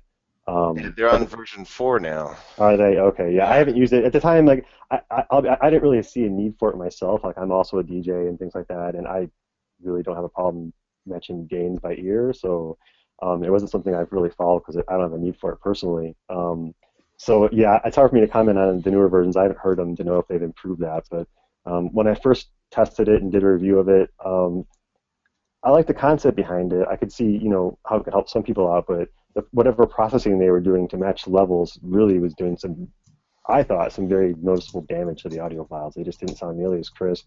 There was, like I said, obvious distortion in some bass parts and things like that. So I've kind of stayed away from it. Is this something you use in your own DJing and things like that, or? I do use it for my entire DJ library, and I have to say, the first time I played out using some that I processed, the resident DJ really came and commented. He actually asked me if I was using WAV files instead of MP3s. Oh, really? Yeah, and I was using just MP3s processed with Platinum Notes. So I've been using it ever since. But I just want to get your opinion on it. Yeah, no, I haven't actually used the newer versions to see if things are improved or not. Like, I imagine if they're still around this many years later, they've gotten better. I just haven't personally used it, so sorry about that. Okay. Yeah, I mean, I think I would chime in there and say that I'm not at all at all disbelieving that there's an algorithm out there that can make some informed decisions about homogenizing a large music collection. I worked on a project way back in the early days, the super dark days of the internet. In the mid '90s, I worked for Real Networks, and we had a online radio station with a large vendor who wanted to do, tens of thousands of tracks, and we faced all these same issues of loudness and how do you make them sound consistent over time, and came up with our own batch processing inside of SoundForge in order to kind of do some of the same things. And it's tough. It's music is a very much a subjective thing. It's something that you listen to and make very human responses to based on all kinds of things besides just levels and meters and spectrograms and things like that. We make choices based on feel and musicality and the song itself. Like this song needs something in particular that song doesn't need, and in a lot of ways it's no different to some extent. I mean, it's the same. It's doing the same thing. You're trying to get all of your music playing back at roughly the same volume as far as your ear is concerned. I think a lot of the earlier systems that did stuff like this, like Platinum Notes, tended to default more towards boosting the volume of tracks to try to equalize things. And unlike the LUFS system, or even like Tractor's, Tractor has their auto gain system, those tend to they actually reduce the track volumes to try to balance things, usually. So I think, as long as you're just a little more conservative, and it's easier to reduce the volume of a track and keep all the information there than to try to apply some kind of processing to raise it even more. So that's the only thing. The current versions, most of, if I process modern dance stuff, it usually lowers it. It goes to negative 12.5 dB, and then it tries to rebuild some of clip peaks. It looks for the clip peaks and tries to rebuild them as well. Interesting. Yeah, so I haven't followed it much, in the last couple of years to know really what's going on with that. So that's good to hear that they're actually reducing things, because when I tested it, they were like boosting some already really loud tracks, and that's where a lot of the problem was coming from. So, good. Cool. Thanks, Ian. That was good commentary there. Cheers. Here's the, I guess, really at the end of the day, the end all be all question from Rusty Blasco. He's saying, what would you consider a good dynamic range for a mixed track then that's been mastered? A good dynamic range? Yes. Like if you were measuring with LUFS or RMS, like what kind of targets are we shooting for now in the event that we don't have to smash them?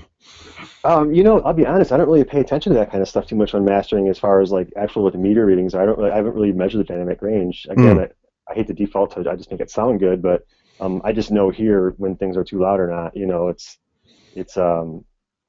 I'm trying to think how I would even measure something like a dynamic range, but mixed down and say that's good or not, because JK can vary so much, mixed down to mixed down. A dynamic range from one track that sounds great might sound terrible in something else. So I'm kind of hesitant to recommend a range that way. Sure. As far as that goes, I think the important thing if you're working on mix downs, that you're going to send off for mastering or master yourself later is, don't worry about applying some of that dynamic killing processing. Don't worry about your limit. Don't apply limiters and things in the mixing stage. That's probably not the right place to do it, I guess, unless I'm misunderstanding the question. Well, I'm gonna take a kind of circuitous route to answering that question. It depends greatly on the track, obviously, and the genre that you're going for. So, Rusty, if you want to shout in a particular genre that you're working in that maybe you're looking for some numbers on. But having said that, classical music tends to range as high as 20 plus dB of dynamic range, right? From the quietest parts to the loudest parts. We're talking about it can be much, much more than that, in classical music, for sure. Yeah. 40, 60 dB at least, Yeah. So what I like to think of the ceiling on a track, I tend to think of quite literally a ceiling on the track. I think of about the room that the song is being played in, and how loud that song is being played in that room. And this is a little bit dangerous mentality maybe to get into, because everybody's going to say, it's so screaming loud, my dubstep track has to be like clobbering. but literally the amount of ceiling, meaning limiting, that you're putting on the track, I literally think of that as like filling up the room with sound. And then how much harder are you going to push against the ceiling? Like how much more are you going to fill up the room now that you've got a hard ceiling on it, right? So if you imagine a stereo in a fairly large room, and you turn up the volume to a low listening level, and you can imagine the sound waves kind of bouncing around and percolating, and like this sort of throbbing sound in the middle of the room. But as you turn it up, it fills up all that space. If you could see sound as light, imagine that it's starting to reflect back on itself quite regularly, and you've really filled up the room. And then you go further still, then you have this sort of feedback, or compounding reverberation of the track in the room. And I don't think that it's completely wrong to have like a punk rock song or a dubstep song that is completely balls to the wall, crushing against the ceiling. There's nothing wrong with that. You just have to realize that in the grand scheme of things, against everything else that it's going to play next to, this will affect its listening level. So now that we have that in the equation, this is really good, because I think people will learn that a well-played song in a larger room, meaning less limiting, actually sounds better at a comfortable listening volume rather than a distorted, wrecked listening volume inside of that imaginary room. Yeah. And so for house tracks, like is a lot of the stuff that I work on is kind of in the houseier genres. I don't think, like I was played this Kiza song that's 10 dB of dynamic range. I think it sounds really good. And you play it on a large sound system, and it sounds really good. And if you look at the waveform of it here, you can tell that it probably had an analog limiter on here, but I don't see the kind of massive, top shearing distortion that you see on, say, this guy. Yeah, it just wasn't pushed very hard. It could be any kind of limiter, but yeah, I think one of the things I'm seeing, like I guess using your examples here, is like I used to be asked a lot to make tracks look like the bottom one. Just for the sake of loudness, and more these days, people are saying, that's too much. I don't need it that loud. I'd rather have a little bit. Just people are becoming more aware that retaining some dynamics is actually much better for their audio, and that the second version in the middle there probably wouldn't sound that much quieter compared to other things on, say, like Beatport and whatnot. Nowadays, you can still have a fairly loud song and still retain quite a bit of dynamics. There's a good trade-off there. I think that more people are kind of becoming aware of that and not asking their mastering engineers, or not doing it themselves, or just not squashing as much. So like I said, it's the start of the end of the loudness wars to some extent. It's going to take time. It won't be an overnight thing for sure, but more and more people are becoming aware of, like, hey, when I do this stuff, just so it sounds loud on Beatport when people are browsing tracks, like, that's the only thing that benefits. After that, it's permanently distorted anywhere else. One thing that I'd love to see somebody develop, you can do this yourself in a, I should put this up. I will, in fact, I will do this. I need to make a live pack or an instrument rack that essentially, as you turn the limiting down, it turns the limiting up, it turns the volume down. So you can actually have a non-biased,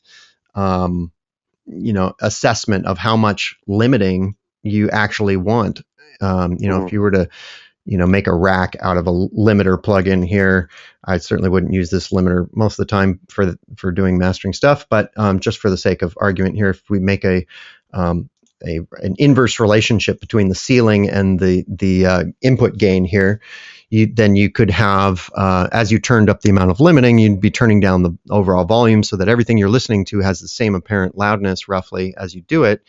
Then people would make a much more educated decision about how much limiting to apply to their track. Remember that you're especially in dance music, it's critical that the result be danceable. And when you put it through a sound system, most sound systems in clubs have, guess what, a built-in multiband compressor and limiter before they go to the speakers. And then the amplifier itself, when driven or overdriven, acts essentially as yet another dynamic reducer. If you're saturating the amplifier or the speaker, you're reducing dynamic range yet again. So trying to make something sound good. The mixer is probably in the red too. Right. Yeah. Well, that's why they put that piece of tape across the master, so you can't go above. That's clever. Some limiters actually have exactly what you're talking about built in. So as you apply more, as you lower the ceiling on the limiter, the gain will reduce by the same amount. So you can actually apply more limiting without actually getting the increase in volume. So you can hear what the limiting is doing other than just making it louder. Nice. PSP Xenon I know has that. I think FabFilter Pro L has that via like a key command. You can click on the gain knob and it'll drop by the same amount you're actually limiting, so you can make better informed decisions because, you know, as we all know, everything louder sounds better than something quieter. So right. Yeah. It's you'll always choose the louder of the two things, even if there's no dynamic shift at all. You end up choosing the more louder of the two, and that's how we got in this mess in the first place. But I think an objective opinion about the dynamic range that you're putting onto a track is really what it comes down to. So I don't know. So back to the original question, I'm going to say that, you know, this is a house track that sounds great at 10 dB of dynamic range. You know, is that a sort of rough target? I mean, there's a lot of leeway on both sides of that based on the material. You can't say definitively, but, you know, I think 10 dB of dynamic range is a lot more than most people have these days. So that might be a good place to start. That might be a direction to head in, you know, start there and see how it sounds. Yeah. I think a lot of tracks nowadays, mastered dance tunes, you see, I say a good average right now is probably about -6, -8. And those are probably what I would say are too squash, too limited. So, amen. You know, yeah, -10 around there is a good thing to aim for if you need to aim for a number. Like I said, again, I don't really worry about the numbers too much because it changes so much track to track. It's so hard to define what is good for something like that, you know. But if you need a rough guideline, then yeah, 10 or more would be my suggestion. Awesome. Right. So questions, yeah, let's take some more questions. I just lost track of my hand tool there for a moment. Okay. Thank you for that. That was a good one. I'm going to go with Bert Folden. Hello, Bert. How you doing? Good. Hey, Bert.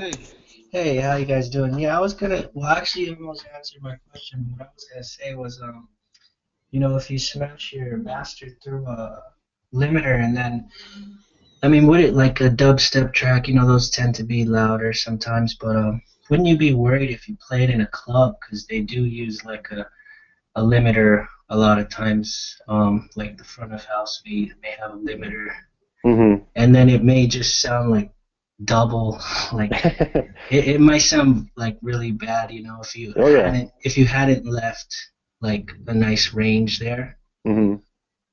Like how could that affect, like how big is that? How much of a difference would you hear? Like could it be a disaster? Well, I mean, it would depend on a lot of things, how they have the limiter set up, what the original track was like, how much limiting the original track had. I mean, there's a lot of variables there, but yeah, I mean, you know, usually these days when a mastering engineer limits a track, I mean, it's the very last thing we do for the most part, and I'm probably going to make it as loud as I think it can go and still sound good, you know? Okay. So anything beyond that, any more limiting that happens to it isn't necessarily going to sound good because that's what the mastering engineer has already done. They've already said, this is how much limiting this track can handle and not have negative side effects. Oh, that's true. I understand. Okay, yeah, that makes sense. Yeah. So, I mean, you know, anytime you limit something that's already been limited to the, you know, as much as it can, there's obviously going to be adverse, you know, sound quality issues to deal with. It could be distortion, it could be clipping, it could be, I mean, it could present itself in a number of ways. It may not be noticeable at all in some cases, you know, it's not something you're always going to hear, and that's the catch, you know. Yeah. Yeah. Okay, thanks. Yeah. Cool. Thanks, Bert. Appreciate it. How about Carl Matthews? Hey, hello. Thank Hello. you for taking my digital hand up. Yeah. So yeah, I have two questions. The first one, do you do your masterings with say directly on Ableton Live, or do you use another software? Okay. I don't master in Ableton Live personally. I have before. Like sometimes clients will come to me and they want me to do a mix down, and they'll say, "Hey, can you do everything in live and even the mastering in live, so that I can get the project file back and look and see what you did and learn from that?" So, I don't mind doing that. That's fine. For my everyday mastering, my default is actually Audiophile Engineering's Triumph application. Just because it does a lot of things that Ableton can't, like CD authoring and MP3 conversion, plus a whole bunch of other conversions. And it's just a little more streamlined for like a mastering workflow. So for me, it's not so much that live isn't like good enough, like the sound quality and things like that are fine, just that the tools there aren't, as easy to use as my dedicated mastering setup. Yes, for sure. Yeah. And the second question, sorry, is I see on your pictures that you are mainly inside the box mastering. Yes, entirely inside the box these days. Yeah. Yeah. So can you give us like your favorite chain of your mastering? Oh yeah, sure. I don't know secrets. My go-to equalizer these days is DMG Audio's Equilibrium. It's hands down the best EQ ever made, as far as I'm concerned, hardware or software. Just entirely flexible. It can be probably a bit overkill for most people. There's a ton of different preferences and things to set it up exactly the way you want. But you can do things like every individual EQ band in the plugin can be modeled on different famous equalizers and things like that. You can make certain bands parallel EQs or serial EQs. You can do mid-side EQing, all this right within the equalizer. So that's definitely my go-to equalizer these days. For limiting, I have three I tend to use a lot: FabFilter Pro L, Voxingo's Elephant, and occasionally for lighter stuff I'll use PSP Xenon. Pro L is probably the one I use the most, though, just because it's got 4 different limiting algorithms in there that can really, really affect the transients. And if somebody's asking me to really squash their song for volume, having that little bit extra flexibility in how it deals with the transients is hugely helpful. Let's see, what other tools do I use? I've got a couple of compressors from Voxingo as well. I'll be honest, I don't use compression that much in mastering these days because most of the stuff I get is already fairly compressed. Another plugin I use is, I guess a lot of Voxingo stuff today, a plugin called MSED, which is a mid-side encoder, so I can boost like the center channel or boost the sides a little bit if I need to kind of change the stereo width of the song.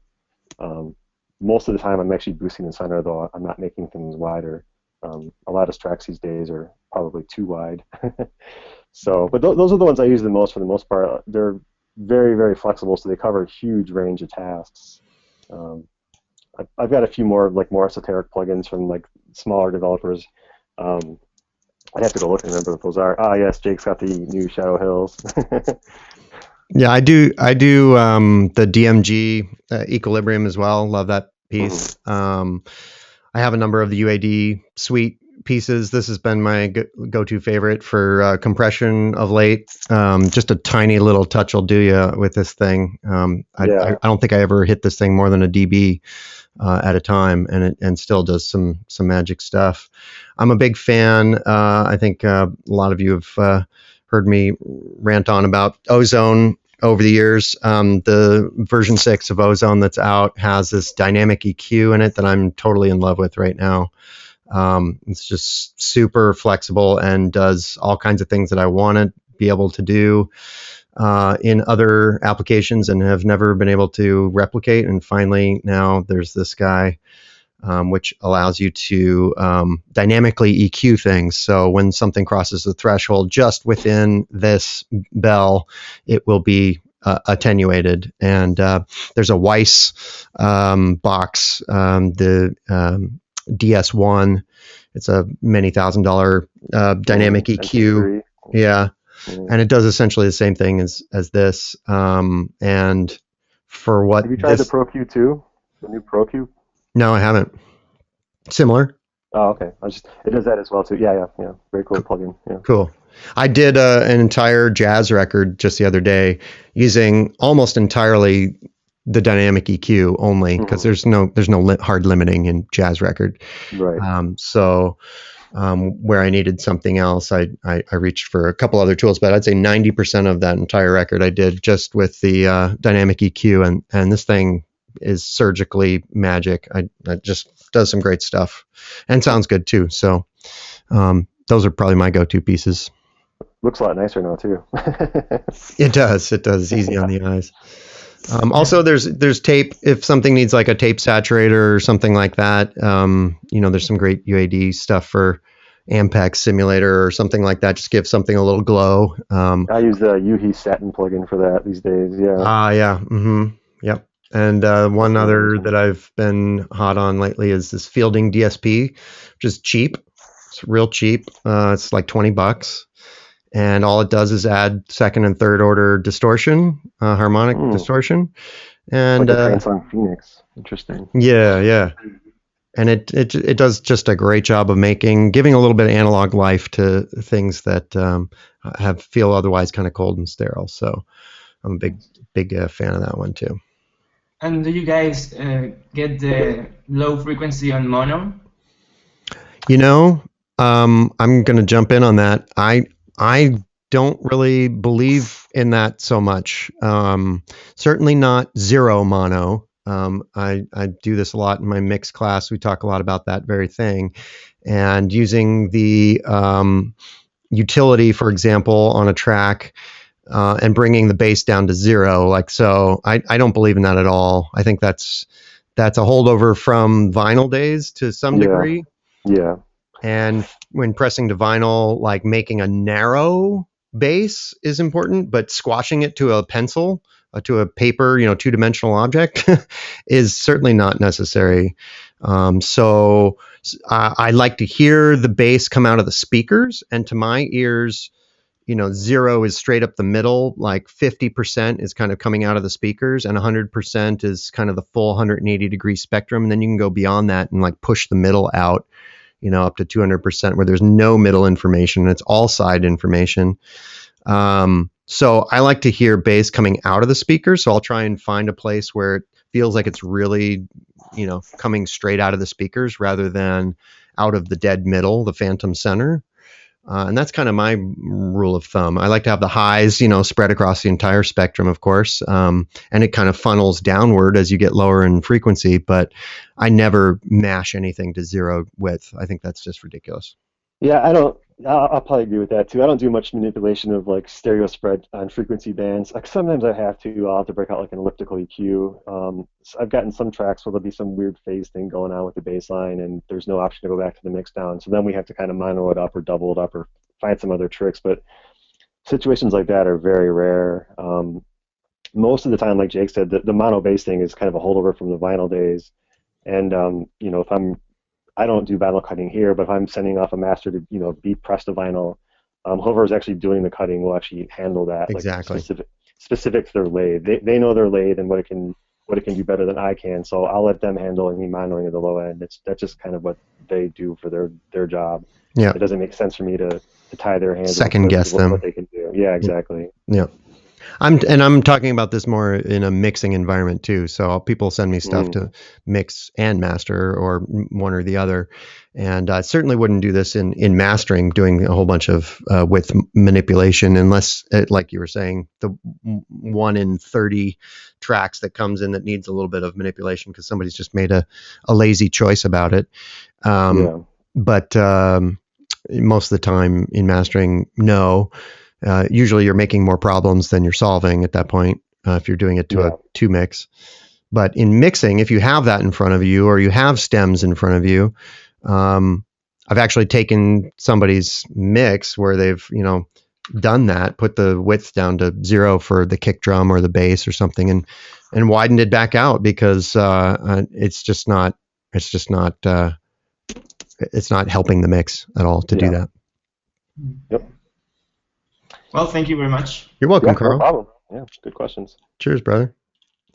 Awesome. Let's go to Kurt Stahl, and we're almost to the end here, so maybe 1 or 2 more questions. Yeah. Kurt, are you with us? Kurt's gone. Kurt's gone. I'm going to unmute Mika. Hello, Mika? Hear me? Yeah, just barely. You're a little quiet. Hey. Yeah. Speak Now forcefully. Better. Yes, that's good. Yeah, great. First, thanks for making the show. It's really great. It's awesome. You're welcome. With you the first time, it's really great. Just sitting in Berlin and drinking my wine in the evening and it's too early here. Yeah. Nonsense. I'm having wine right now. You were already hitting my question in parts, but I would like to point on it even more. What I was realizing, just especially the last 2 years in clubs, is that people were tending to more and more use compression and limiting live, and I'm from making live music and not electronic music, and it always feels like, wow, it's going really, it's losing so much of its energy. Mm-hmm. It's and flat I'm sounding. actually, it's totally getting flat sounding, and I'm playing drums, and when I hear a snare, it just has to really hit, so I took the opposite way of using no limiting in live situations and no compressing, just a little peak limiting. We just say this is even too much. When you say a little, are you talking about a couple dB when the rare transient hits the master? Is that kind of what you're talking about? Yeah. Just if when I, for example, screw up something. Sure. That I don't screw up the whole system and. Oh yeah, no, that's par for the course. That's what most live performers should be doing to some extent. Making sure that you're setting a good clean signal, but you're not going to fry their system if you get a straight peak or you crank the resonance up by mistake and you didn't mean to. So I think that's totally a fine way of working. As long as you're not hitting, if you're just hitting that final limiter once in a while for just a couple dBs, that's not a problem. If you're knocking off 8 decibels constantly with it, then you're probably overdoing it. But it sounds from what you're saying that's not a problem. Amen. I completely agree with that. I think that it's particularly in a live setting. You like you said, you want a snare to look like a triangle. Its waveform should look like not like a square. So hearing that crack and having that initial impact, it's a percussive instrument. It should be percussive. Not just a big wall of white noise that hits you in the face. Wet cardboard. Yeah. Good one. Thanks, Mika. Okay, great. Thank you. Awesome. All right. Let's see. Let's got time for one more, I think, here. Let's go with Enrique. Hello, Enrique. Hello, this is Enrique. How are you? I'm well. Doing good. How are you doing? Great, thank you. I'm here in Mexico City. It's a great webinar. Thank you very much. Awesome. You're so welcome. Yeah. Well, my question is, would you, when you reach a point in your mix that you may think it's done, would you put on in the master a brick wall limiter, and then these new details come to the surface, right? Would you remix the track with that on and then remove it? Well, it depends. I think it depends on if you're actually going to master it yourself or if you're sending it off to somebody else to master. So what I typically tell people is if you're going to master it yourself, get your mix down sounding really, really good. Put your limiter on, and like you said, it does change the balance sometimes. So if you hear that in your own song and you can fix the mix to adjust that balance the way you want it to sound, then go for it. If you're the only one working on it, make it sound as good as possible. If you're going to send the mix out to, say, like a mastering engineer, then I usually tell my clients, do your mix, make it sound really good. Throw a limiter on once in a while, just as a check. How does it sound? Is something, jumping out I didn't expect, stuff like that. But then I would definitely recommend that you take that limiter off when you render the file before you send it to the mastering engineer. Yep. And then, and leave a little bit of space as well. Yeah, some headroom. Yeah, I tell people if you have one peak in the entire song that makes it into the top 6 dB, meaning it goes over -6 on your meter, then you have used all the available bits, and it's a 24-bit file at that point. Which even that is not super critical. If your highest peak was -15, I could still very easily make that sound just as good. Yeah. But you know, just for the sake of math and, you know, using all the available points on the ruler, you know, make your highest peak jump over 6 once or twice, or maybe even every kick drum does that just as a result of how you compose. But you don't need to jam it up any higher than that. There's no benefit. In fact, you're making my job harder if you're going all the way up to -0.1 or something like that. That doesn't help. That doesn't help. So yeah, I'll get tracks from clients that, you know, I can tell right away it's peaking at 0, and I have to ask them, you know, did you have a limiter on? Did you normalize this? Is it clipping? You didn't realize it? You know, stuff like that. So yeah, it definitely helps to have a little bit of headroom. Yep. Okay. Thank you very much. And you know, now that you say about normalizing, what about normalizing each stem or track and then mixing it on just the level, the volume levels? Nope. Yeah. I don't think so.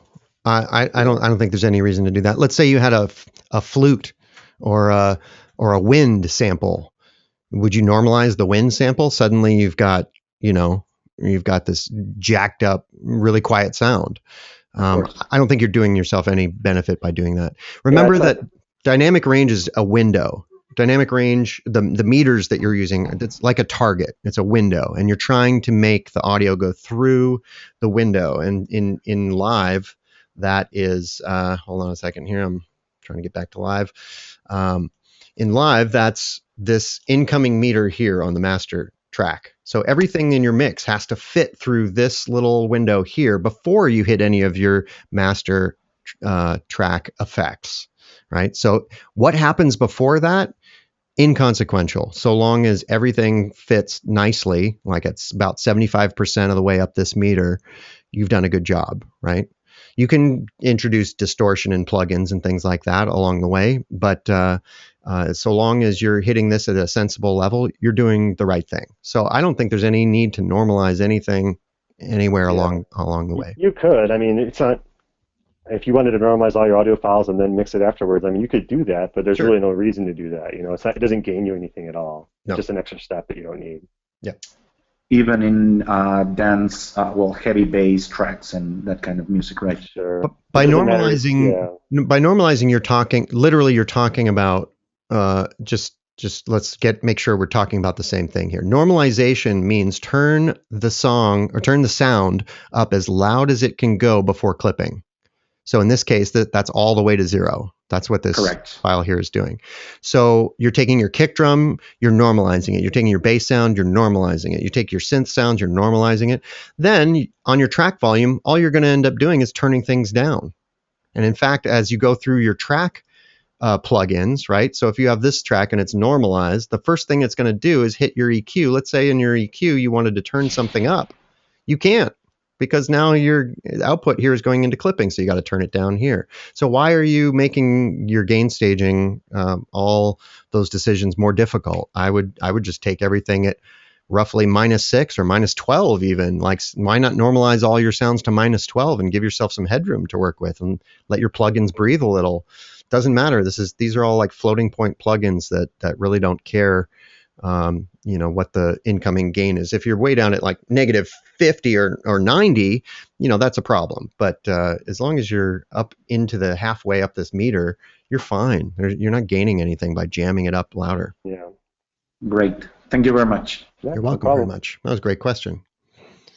Thank you, Enrique. And that'll wrap us up. I want to give a big thank you to my guest here today, Eric Magrini, Interportal Studio, Tarekith.com.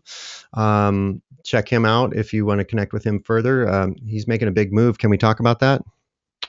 Oh, yeah, just moving from Seattle to Luxembourg for a couple years. Yeah, so probably sometime January or February. So I'll be open until then, and then I'll be down for a couple months to watch stuff get shipped overseas. But Yeah. So if anyone's got any other questions or wants to follow up with me, just all my contact information is on one of those two websites, and I'm happy to answer any other questions. I know we're out of time right now, so don't be afraid to reach out if you didn't get your question answered today. Yeah, we'll do some more of this for sure. Yeah, that was great. Thank you, Eric. Oh, yeah, thank you, Jake. I appreciate it. That was a good time. Awesome. Drew, are you on the line? I am indeed, my friend. Woohoo! Ladies and Good. gentlemen, Vespers. Thank you very much, Jake. I have our special guest, David Starfire, with us today, and he's joining us from LA. We are just going to do a quick sound check, because he's going to be streaming some audio from a live project as well. So I'm going to unmute David here. Hey, David? Check 2. Can you hear me? And there we go. Okay, David, we're all set up and good to go. Thank you so much for joining us. All right. Wonderful. So everybody, I'm sure a lot of you will already know who Mr. David Starfire is, but for those of you who may not have heard of him before or might not know everything he's been up to, I'm going to give you guys a little bit of an introduction to him. So first of all, David Starfire has been a friend of Warp Academy for some time. David and I met in person for the first time at the Envision Music Festival in Costa Rica a few years ago, where he was one of the headliners. And David has a really wonderful style of music production where he bridges the gap between very organic sounding world music and fuses that with electronic music, and I just love it. He plays a whole variety of instruments himself. He records a bunch of organic sounds, and he's masterful at blending them all together. And David's journey as an artist has taken him to some of the most incredible places on the planet, where he's performed at, for example, the Pyramids of Giza, the Colosseum at Caesar's Palace, Coachella. And David's music has a really big influence from indigenous sounds around the world, and his music has a really unique feel as a result. He's done a lot of wonderful collaborations with the likes of Africa Bambaataa, Ua from the Glitch Mob, Freak Nasty, members of Beck, and he's also been remixed by some of our favorites that we know of in the scene, Mr. Il Gates, Beats Antique, Gowdy. And we had the pleasure of checking out one of David's albums recently. It's called Ascend, and that one did very well. It reached up to number 7 on iTunes and had a few unofficial remixes of that album that reached up to number 1 on Hype Machine. And this was the kicker for me, actually. I'm not sure if many of you have realized this, but David was booked for the unveiling of the Virgin Galactic spacecraft, which is a pretty cool high-profile gig. Maybe he can tell us a bit more about that one later on. That sounds pretty awesome. And I think, David, if you mentioned to me that Above and Beyond opened for you, which is awesome. Yeah, and one of the big things as well is David has launched a big Kickstarter campaign more recently, where he has done a project where he's going to Thailand, and he's going to be recording a whole album as a fundraiser for Burmese refugees that are there. He's going to be doing that in Chiang Mai in Thailand in February. And there's a few other things we'll mention about David later on. So David, you are going to be speaking with us today about harmonic mixing, and I'd love it if you could tell us a bit more about what your presentation is going to cover. Cool, yeah. I'm going to first talk a little bit about my studio and how I approach mixing in a harmonic balanced state, both as a person and within music itself, and just kind of show you a little bit of what I do. Thanks for the introduction, Vespers, and awesome. I guess we'll get started. First thing I'd like to talk about is when you approach mixing, that it's important to have a harmonic state of mind, and make sure that you're feeling pretty balanced, and that you have no distractions, and that you're ready for a really long session, and to be well fed, and have lots to drink, and make sure that you're ready. So show you what my studio looks like. All right, so I just have a basic studio. I've got some Dyna audio speakers, which I love very much, and they sound great. I also have a sub. So yeah, here's a picture of my studio. I've got a couple. I've got one in the house that's more of just for writing, and then I've got a separate cottage out back which has the studio.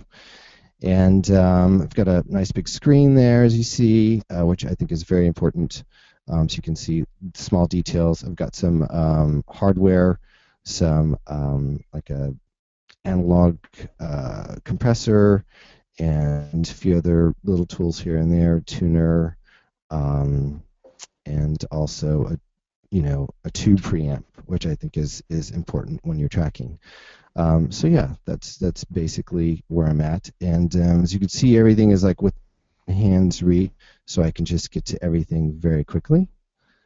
And then one very important thing that I want to mention is a lot of people ask me, how do you get your low end sounding so great? Well, I ask them, do you have a sub? And the first thing is usually they say is, no, I don't have a sub. Well, unless you have a sub, it's going to be really hard to hear what your lower frequencies sound like, especially if you're doing electronic music. So a lot of people, they live in apartments, or they can't really, crank up a sub to hear it. So there's something that recently came out. A lot of you may know about it. Some of you may not know about it. It's called a Subpac. And picture, I hope you can see it. We can see that, yep. And it's basically this, okay, great. It's basically a back pad that has a transducer in it that produces low frequencies from 150 down to 5 hertz. So it goes very low. And so you can't hear it, but you can feel it in your body. So when you have headphones on, or if you're listening to tops along with the Subpac, you can feel the low frequencies. And so it almost replicates the feeling of being at a large club with a huge, massive sound system, and that helps a lot when you don't have a sub and you're in an apartment or even on a plane. I mean, it's so compact. This thing goes everywhere. So whenever I travel out of town, like I'm about to go to Thailand, I'm going to bring the Subpac because I obviously can't bring a subwoofer with me. So that helps a lot. And what you do is you A/B tracks for the low end, so you can check it. So I'll get into A/Bing later, but you definitely need a sub or a Subpac to check the low end. If not, it's going to get really messy, and even though you can see things with spectrum analyzers, you still need to hear what's going on. There could be lots of conflicts, and it gets really muddy down there unless you have something to reference it. And I stress that a lot. Okay, another thing I stress is to try and be in an ergonomic situation, making sure that you've got a proper chair, a desk, monitor, and that you're sitting up straight. And if not, after an hour or so, you're going to start to ache and you're not going to feel good, and that energy is going to go into your mixing, and you don't want that. So you want to make sure that you are sitting properly and that everything is ergonomic. That's very, very important. Okay, now next I'd like to show you is this chart, and this is a frequency chart. You can, I don't know if you can see this URL here, but you can check this out. And what it is, it's a frequency spectrum chart. And so whenever I'm writing music, I like to cover the entire frequency, because as in an orchestra, you have everything from piccolos to flutes to oboes, violin, viola, cellos, bass, and so your ear kind of wants to hear this entire spectrum. And so I like to try and fill the spectrum up as not forcing it, but I try and will select certain instruments that will come in and out and kind of fill up the spectrum. A lot of people like to have a lot of tracks where they just pile it on, between 400 to 2K, and when you have too many tracks in the area, it gets really muddy. So what I like to do is break things up in different octaves across the entire sound chart, so the frequency spectrum is broken up, into different sections, instead of just having, everything, within middle C or everything in the low end. It's good to have things broken up, and when we get to the mixing part, I can show you that. So the song that we're going to be working in is a song called Darshana from my last EP called Transformation. And the song is in G minor. Hello? Can you guys hear me okay? Yep, for sure. Thanks, David. Okay, cool. Yeah, just some added noise just appeared, but okay. So if if you don't have any sort of musical training, I would suggest getting basic piano lessons or guitar lessons, because having some sort of music theory is going to be very important in any sort of songwriting. Now, I know that this sounds really obvious, but there's a lot of guys out there that I know that just they don't have any musical training, and they ask me why things don't sound good. And I'm like, well, it needs to kind of be in a certain key and a certain scale, and you kind of start there, and then you'll have notes that fall into place that sound pleasing to the ear. So these are the notes that are in G minor, and so harmonically, I want this song to sound pleasant within these notes. So that's what we're going to do. All right. So this particular session had originally 70 tracks. I know that's a lot, but I went and I bounced them down to make it and make it easier to talk about. I also bounced down some plugs and things like that. So I'm mostly going to be using some Ableton plugs, but I've got some of my plugs that I my go-to plugs that I really love to use. Okay, so I'm going to play a little bit of the song. Make sure you guys can hear it. There we go. Okay, great. Yeah, cool. We're good to go.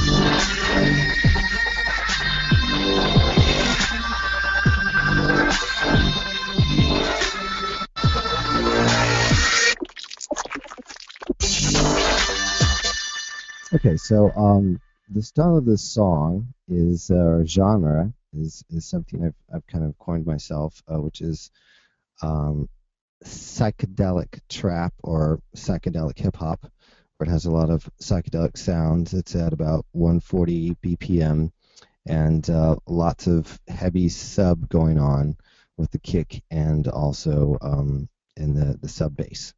So first off, we'll check out the kick here.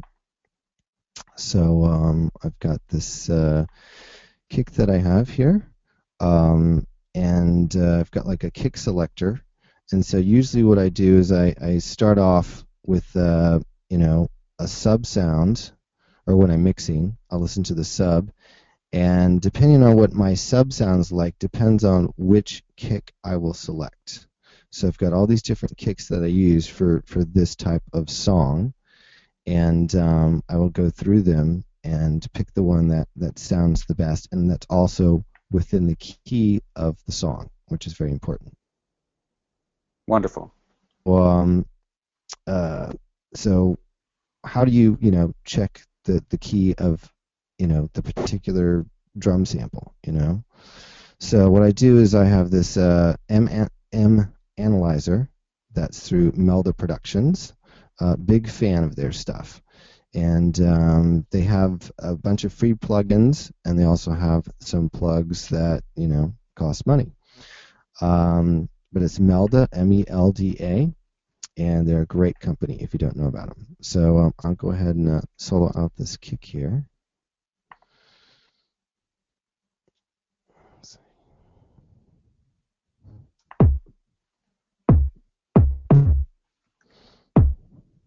Okay. Now this kick, the song is in G, and the fifth of G is D. So sometimes what I'll do is I will have the kick to where it is either the root note or it will be a fifth. So either one works pretty well. It just kind of depends. Whatever sounds best to you, but it should be either the fifth or the root. So next, and then within there, I've got some plugins on there just to show you. I've got it filtered. I want it pretty low because since it's I've got a pretty heavy side chain on it with the sub. So when the sub bass cuts out, there's a big hole there. So I want the sub from the kick to fill that hole so there's a cohesive sound in the sub frequency. It just depends on the type of song, but for this particular song, I want the sub to be very cohesive. So that's why I have it, you can filter it much higher or lower, but I have it filtered at about 37. And you can see it's, I don't know if you're familiar with the Fab Filter products, but they're definitely my favorite EQs, my go-to EQs for anything that is very important. I use a lot of the Ableton EQs too, just to save CPU, but for the really, really important tracks, I will use the Fab Filter. Agreed. So, yeah, the Fab Filter plugins, especially the EQ, are just deadly. Yeah, they're just awesome. So within here, you can see, if you're not familiar with the Fab Filter EQs, the solid gray is the original sound, and then there's like a ghost sound, a ghost kind of trace that you will see, and that will be the part of the sound that has been EQ'd out. So I'll show you. So I go like this. So you can see there's kind of a ghost track, and when you see that, that's the part that's being EQ'd out. So I really like the roundness of the kick, and I want to keep as much as possible, and I want to keep a lot in the sub range so that it will fill up that space when the sub bass is being sidechained.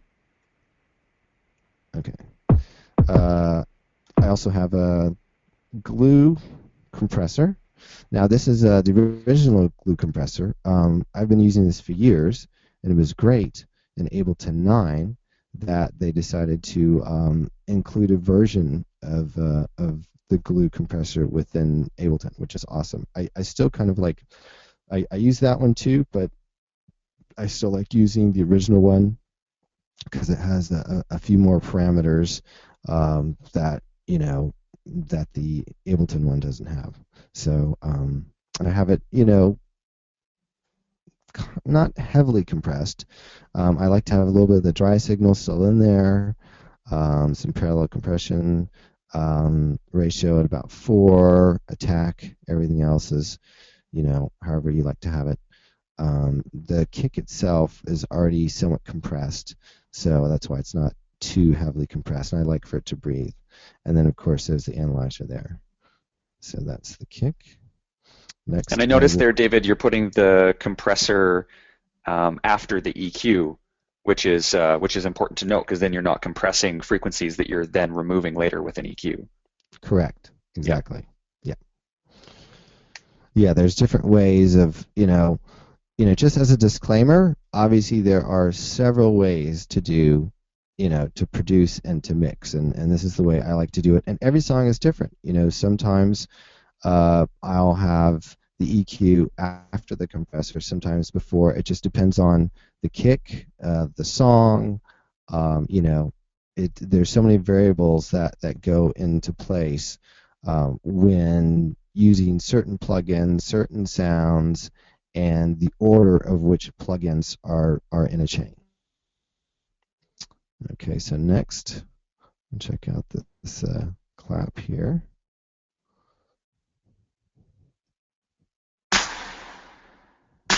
Now I've got a couple different clap sounds. Well, I've got a clap sound, then I've got a snare from a 606. So we'll check out this clap. Okay, so I've got this in an instrument rack. Now here, this is a clap that I've used from another song. It's already somewhat processed. It's already EQ'd and compressed, so I don't have to do too much to it on this end.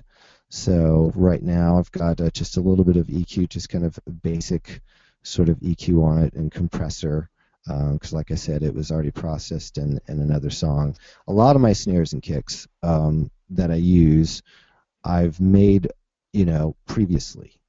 And I like to have a set of, I've got about 15 to 20 kicks and 15 to 20 snares and claps that I use. And it's good to have an arsenal of ready-made kicks, snares, and claps so that you can just insert them in the song and they're just banging. And I think that's really important. People get really frustrated with, their drum sounds and, they spend forever, trying to get the right drum sounds. And it's good to have just an arsenal ready to go. So when you're songwriting, you could just throw them in there and know that you've got something banging right off the start instead of spending all your time working on individual sounds. And I know, Drew, you're a big fan of that, of, having your sound design with certain things. With me, it's drums mostly, where you have a set where they're ready to go and you can just throw them in and they sound great, and then you just tweak them a little bit, and then if you need to replace it, you can replace it later on. But just having something, just from the start that is, really solid. Agreed. Yeah, absolutely. Okay, so let's clap. I just have a little bit of EQ. A little bit of compression, and then analyzer. If you see here, it's hitting at G. The peak is at G. The song's in G. So, I think it's really important to have the snare, the main snare, to be the root of the song, which is G. So this analyzer is great. It's one of the only analyzers I know that it has this kind of a bullseye or like a point setting where you can see the different frequencies, and not only the frequencies themselves, but more importantly, all the different notes, So, yeah, that's great. It's also giving you the number of cents up and down too. Yeah, that's so, that's great. Yeah, it's yes, you can really dial it in and see exactly, what notes you're using and how far off it is. Now with drums, it's not always precise. So, it's not exactly, G7 at 0 cents. It's going to be off a little bit here and there. But as long as it's in the ballpark, like I said, having everything harmonically balanced in the song, including the drums, is really important, because later on when you go to mix down, if something is out of tune, it's not in key with the song, then something isn't going to sound right. It's not going to be as pleasing to the ear. A lot of people will EQ the heck out of something, out of a snare or a kick, to try and make it fit into a song.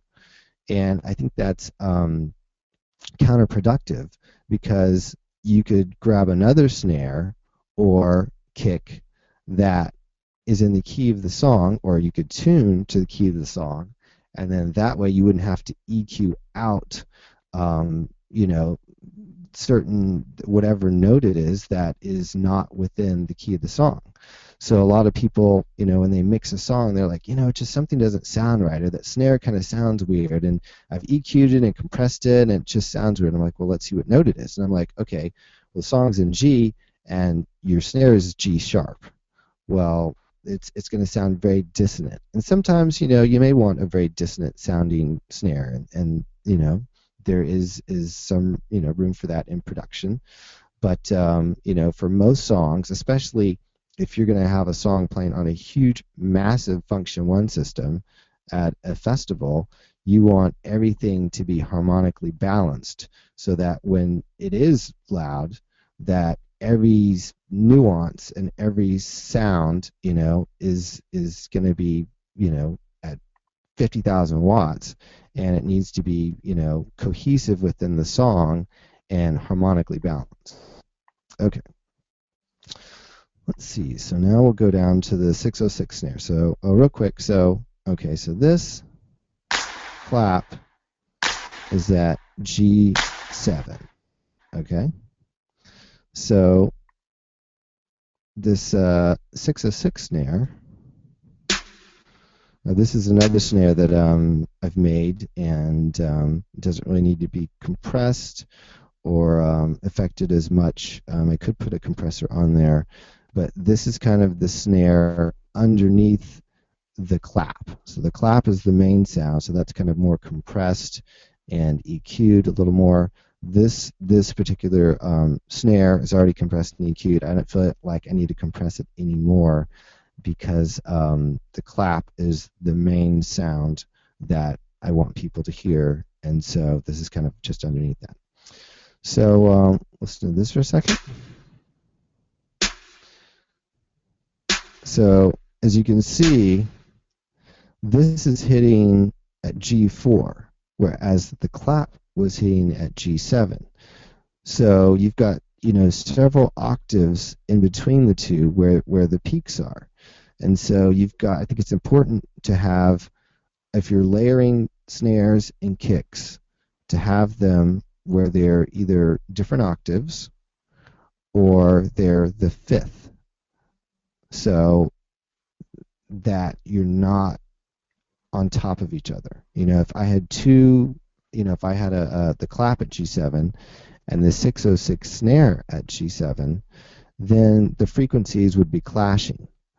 So I think it's better to have, you know, whenever you're layering something, have it an octave lower, you know, or several octaves lower or higher, to where that, you know, it has almost like a fifth, where it has kind of a chord effect, you know, where you've got that fullness and fatness, and it's not on top of each other. Because if they were both G7, then they would just be, you know, the frequencies would be battling each other.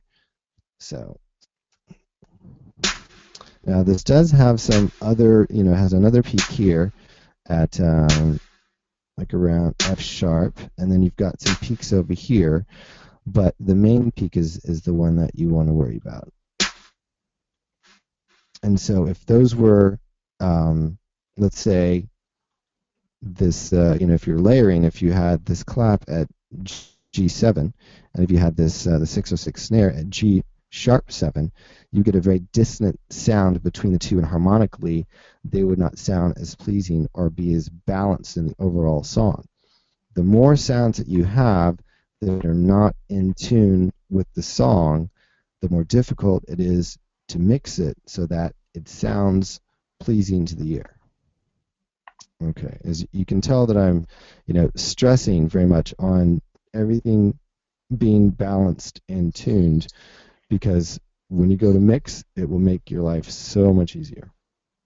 Yeah, and the drums just sound better in particular. And I really like your concept of kind of creating a chord sound almost out of a drum by using different intervals of a scale rather than landing all the hits right on top of each other in the at the root note.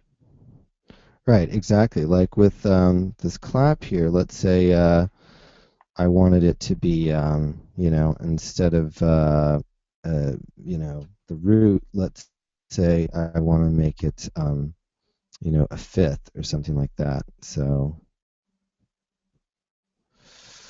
let's see, so I bring it up.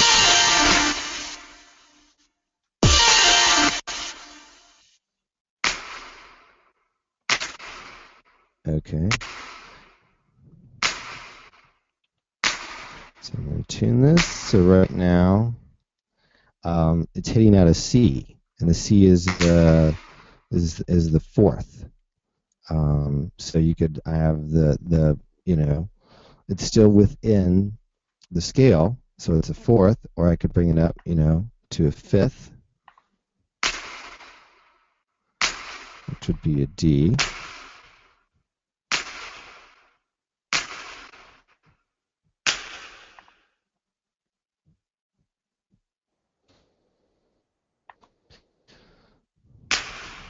And then with drums, the tuning is not. You would think that if you change the interval when you transpose it with drums, that it would correspond to each note going up, but not necessarily. So sometimes when you go up, transpose it 5, sometimes it only goes up 4 notes. So this is right now, let's see, C, so I want to go up a little bit more. Okay, so that's hitting at like D. So right now, if this is hitting D, which is the 5th, and then I've got the 606.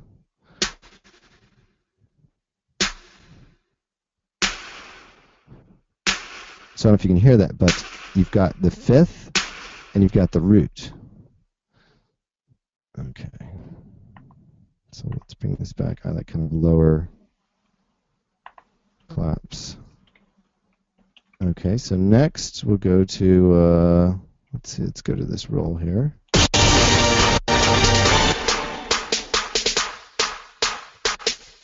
This, I went ahead and bounced this down to audio.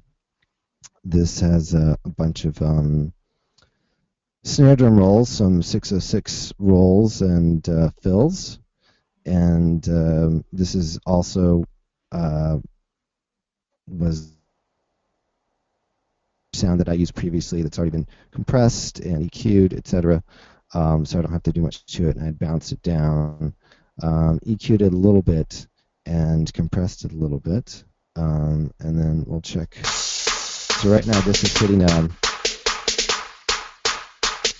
is hitting an A, which is also within the scale of G minor, and so everything is harmonically balanced, even the hi-hats, because like I said, when it comes down to mixing later on, it's really going to make a big difference. Let's see.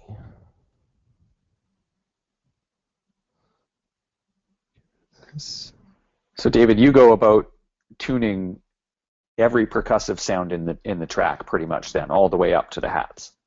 Everything, yeah. I think it's important to tune absolutely everything in the track. I don't really tune, it depends. Some of the risers I have are pitched risers, and those I'll usually make myself to where they start from the root and go up an octave or 2 octaves. But there's certain of the risers and the impacts, those I don't tune as much. If I can tune them, but sometimes the impacts and white noise you can't tune as much. But pretty much everything in the song, I think it's important. Some people think it's overkill, but to me it just it sounds more pleasing to the ear, and it just makes mixing so much easier. Everything just kind of cuts through, and all these things are at different octaves as well. They're all within different parts of the frequency spectrum. So it's not, if they were all, like I said, on G7, it wouldn't sound good. But this is A5.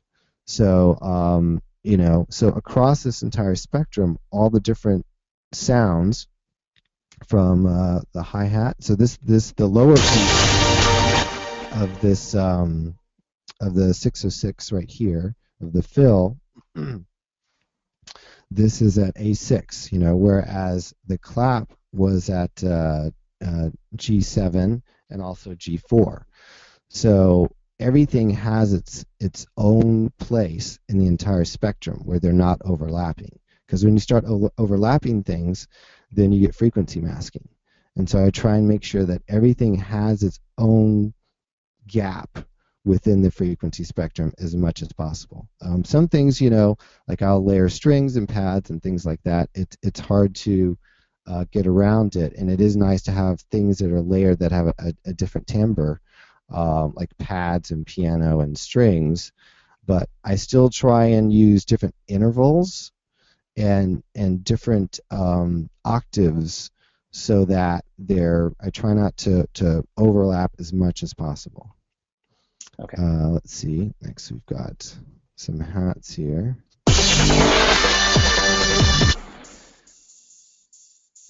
same thing with this hat.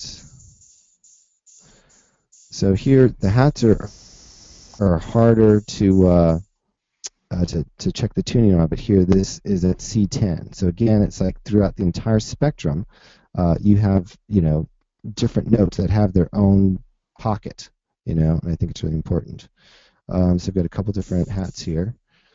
Just show you how I process it.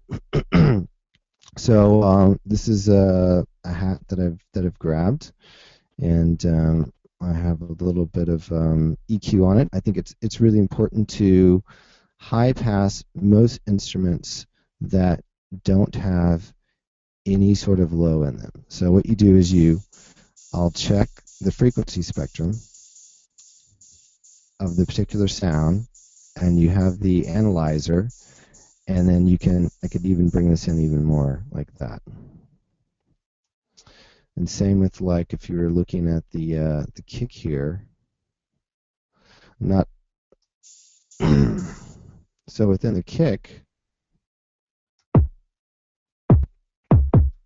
so it's just hitting at this one spot, So every sound has usually a particular attack, and where it fits in the frequency spectrum of the song, and so overall it should all be filled to where I try to have it to where the spectrum is full, and but not to have it to where it's not where I'm overdoing it, where not anal enough to where it's like, okay, every single frequency has to be represented.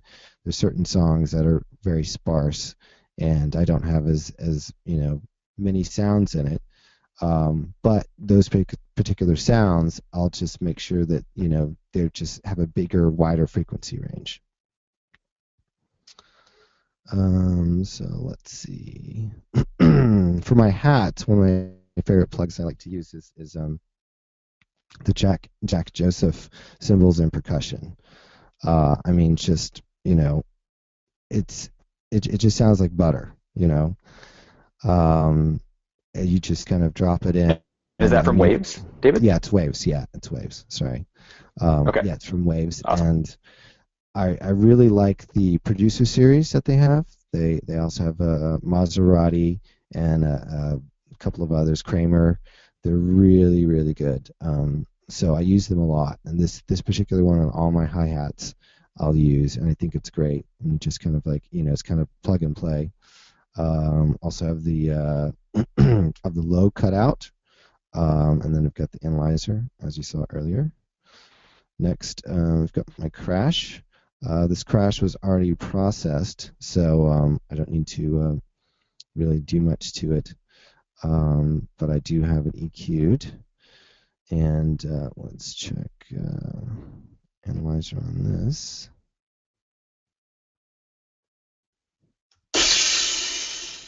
Okay, so this is hitting at on G9 is where it's hitting. So again, it's it's in the root of the song, and when you're tuning things like this crash, I just tuned it within itself, and I'll go up and down. Like this is -3, So I'll do is sometimes if it's a VST, I'll tune it within there. If it's a particular sample, I'll tune it. I try not to go more than plus or minus 3 or 4, because then the sound starts to deteriorate. So if that happens, then I'll just pick another sound that is within the frequency range of the song that I'm working in. And here, I'll show you some kind of glitch plugs that I use. This is a sarenge. It's an Indian violin instrument.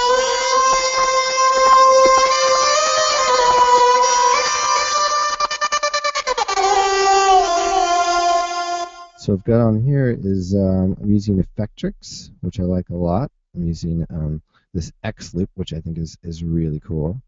Has this really kind of like glitchy kind of effect where it kind of cuts things in and out. I also have a beat repeat on it. I also have a delay.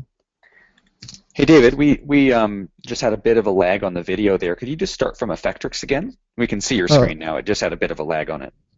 oh, okay, cool. All right. So yeah, so I've got this EQ'd, and then I have the Effectrix on with the X loop that I use to kind of glitch it out, and then also the beat repeat. I like to have the sounds to where you can hear the natural sound of the original instrument, especially if it's an organic instrument, and then kind of glitch it out a little bit to so that that it's not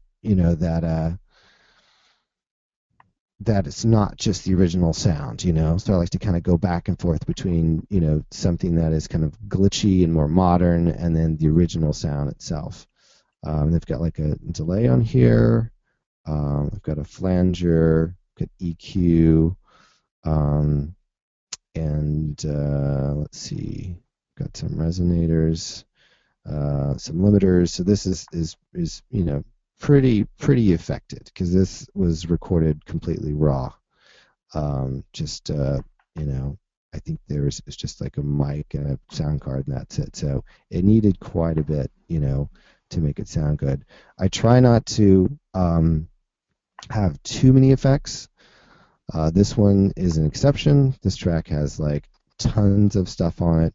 But the more effects you put on it, the more the sound kind of degrades itself. So if it doesn't necessarily need tons of shit on it, I would say mostly less is more. But this particular sound needed a lot of work, and I wanted to affect it quite a bit.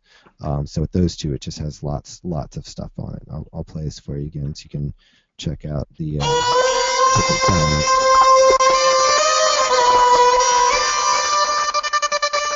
And then on the sounds themselves, I've also, on top of everything else, the group, I've got all these effects that I have, which I just showed you. Then on the individual tracks, I also have additional effects, more delay, a little bit of compression, and then one of my favorite glitch plugins is the Glitch 2. I'm sure most of you know about it. If you don't, grab it. It's really cool. I use this a lot. Effectrix and Glitch 2 are probably the two main glitch effects that I use, and there's, I'm sure, tutorials out there where you can learn how to use them better. But I like the stretcher. Tape stop is really great. Randomizer's fun just for really crazy stuff. The gator's great too. So yeah, the Effectrix and Glitch, they do similar things, but some things within them work better than the other effects. Next we go to the sub. Sub is probably, for me, one of the most important elements of a song, because a lot of my music, a lot of the heaviness is between like 90 to 20. So for sub, I like to use Trilogy. I know some people like Massive and other VSTs, but Trilogy is my go-to for my sub because there's samples of analog keyboards, and since I don't have an analog keyboard, Trilogy is the next best thing. So I bounce this down, and I have it a side chain to the kick, and I have it pretty heavily side chained. I also have it EQ'd and the analyzer again. So I'll go ahead and I'll play this. You can kind of check it out. I don't know if you can hear it if you have a sub or a Subpac, or if you have headphones that are DJ headphones that can go low, you can probably hear this. But if not, if you have computer speakers, you won't be able to hear this. So you can see that it's side chained pretty heavy right there, and I've got the pretty heavy EQ on it as well. So what I do is, you can see that the sub is just peaking at a certain area, and so I'll have a high pass and low pass, so that some of these sub-harmonic frequencies and others that are straying around aren't really affected in the track. And so I just like to have, this single note sort of represented in that frequency spectrum. So basically, the only thing within this frequency spectrum is the sub and the kick, and everything else, the low has been cut out. At this particular song, it's around 115. So around 115, 120, I have cut out the low end of pretty much all the tracks. And I think that is, very important, because there's, even though you may not think like hi-hats and snares have very much low end in them, when you put the analyzer on, you can see, that there are certain, stray frequencies that could be happening in the low end that will muddy up the mix. If you aren't using a spectrum analyzer, you need to be using a spectrum analyzer. There's one within Live with the EQ, and there's also the Fab filter, which I like because it's I can see it much nicer, and you can do a lot more with it. So by looking at it, you can check out exactly where it's at, and then you just filter out everything else. And so right here, as you can see, I just have it between 30 and 115. So anything above and below it is just cut out. And I like to have a pretty steep curve so that I know that it's not going anywhere. That it's just contained within these parameters. And I think that that's important. Same with the kick, same thing. The kick has also peaks as well. So, but it doesn't. Sometimes the kicks don't have as many stray frequencies in the higher and low end, depending on the kick. All right, and then you can check out the analyzer here too. All right, and then let's see. Next, I've got this massive synth that I bounced down right here.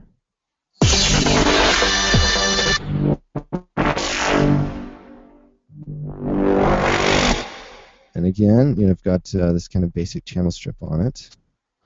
I have a multi-band compressor. As you can see here, I have a lot of the low end cut out at 115, so that this is not being affected. The sound will not carry over into the sub frequencies where the trilogy sub is and where the kick is. Okay, next we'll check out the Silent. Silent is one of my favorite synths, as most people's, let's play some of that.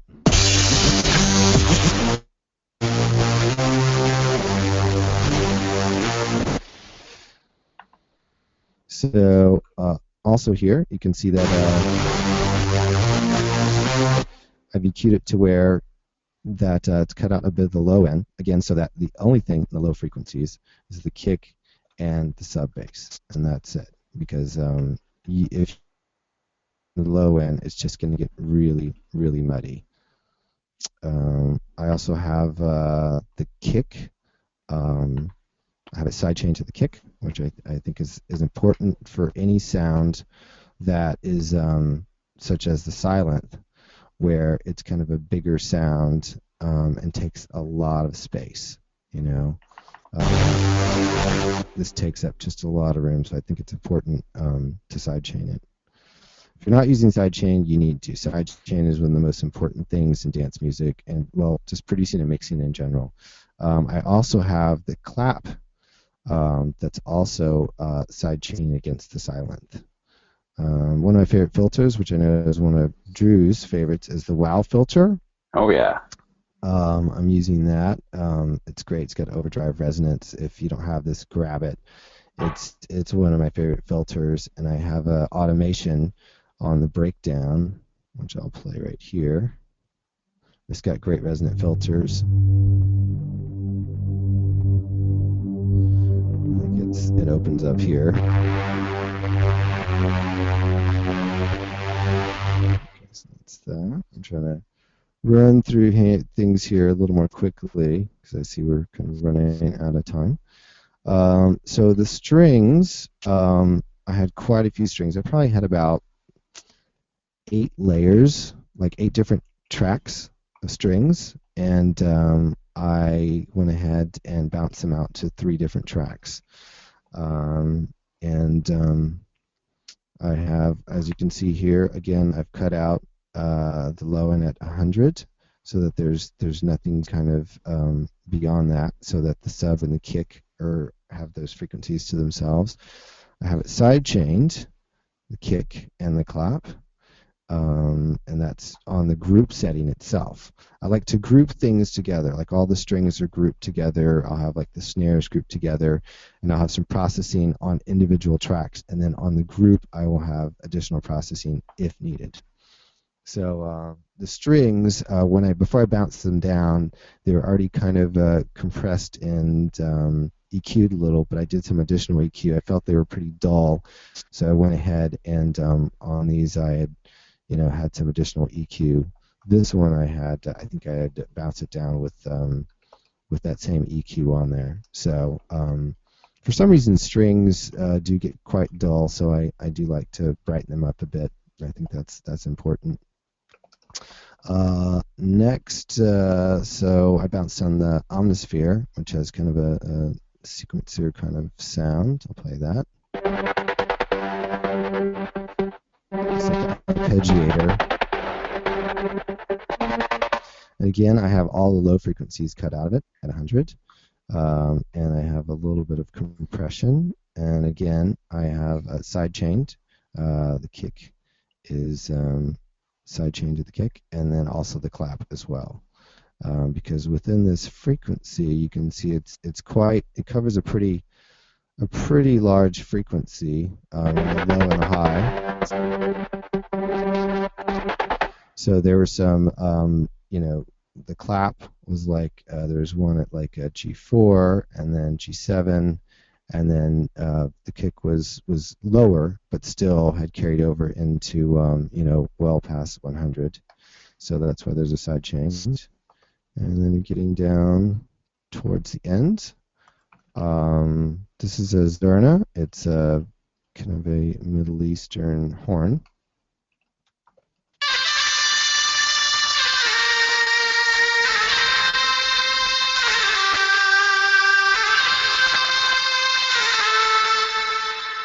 This I could even cut the low out even more.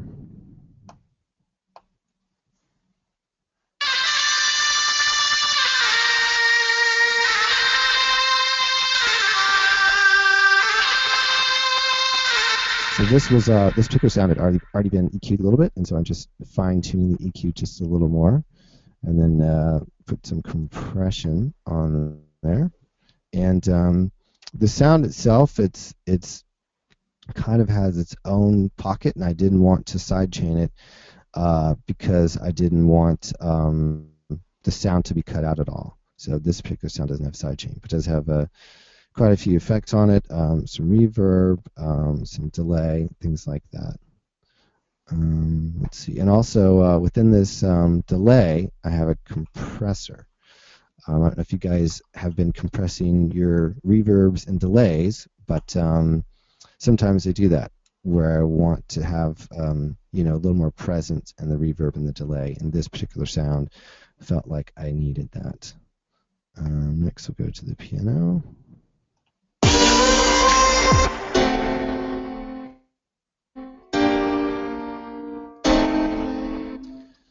Okay, so this has quite a few plugs on as well. So I've got the piano here, and then I have a glue compressor, reverb, and EQ. Also have it side chained. You could hear the side chain happening in the piano, but I kind of have the kick and the clap because the piano is more like in the background. It's not really supposed to be a lead. It's background. So because of that, the kick and the snare I think are more important. So you kind of figure out what's more important in the song when it comes to frequency masking, and then either sidechain that sound, or you change the sound to different octave, because you don't want to have too many conflicts, because when it comes to mixing, the less conflicts you have, the less frequency masking, the easier it is going to be. And the idea is some people are they'll make a song and then they will mix it to their best abilities, and they think that, oh, the mastering guy will just fix it. Once I have it mastered, it'll really sound great. And I'm not someone that prescribes to that view. To me, I think you should have it sounding as best as you can, making sure every track sounds great, EQing it, compressing it if it needs to be, affecting it, have each individual track sounding great, and then the overall mix sounding great first, as best as you can. And if you think that, the mixing just sounds okay, but I'll send it to the mastering guy and he'll fix it, I would go back and mix it exactly, how you want it, to the best of your abilities first, and then once you've gotten to the point to where you feel like that you've mixed it to the best of your abilities, then send it to the mastering guy. All right. Hello. Awesome, David. You still there? That's fantastic info. Yeah. Okay. Can you hear me okay? Yeah. Oh, Can you hear me okay, David? yeah, not a little bit.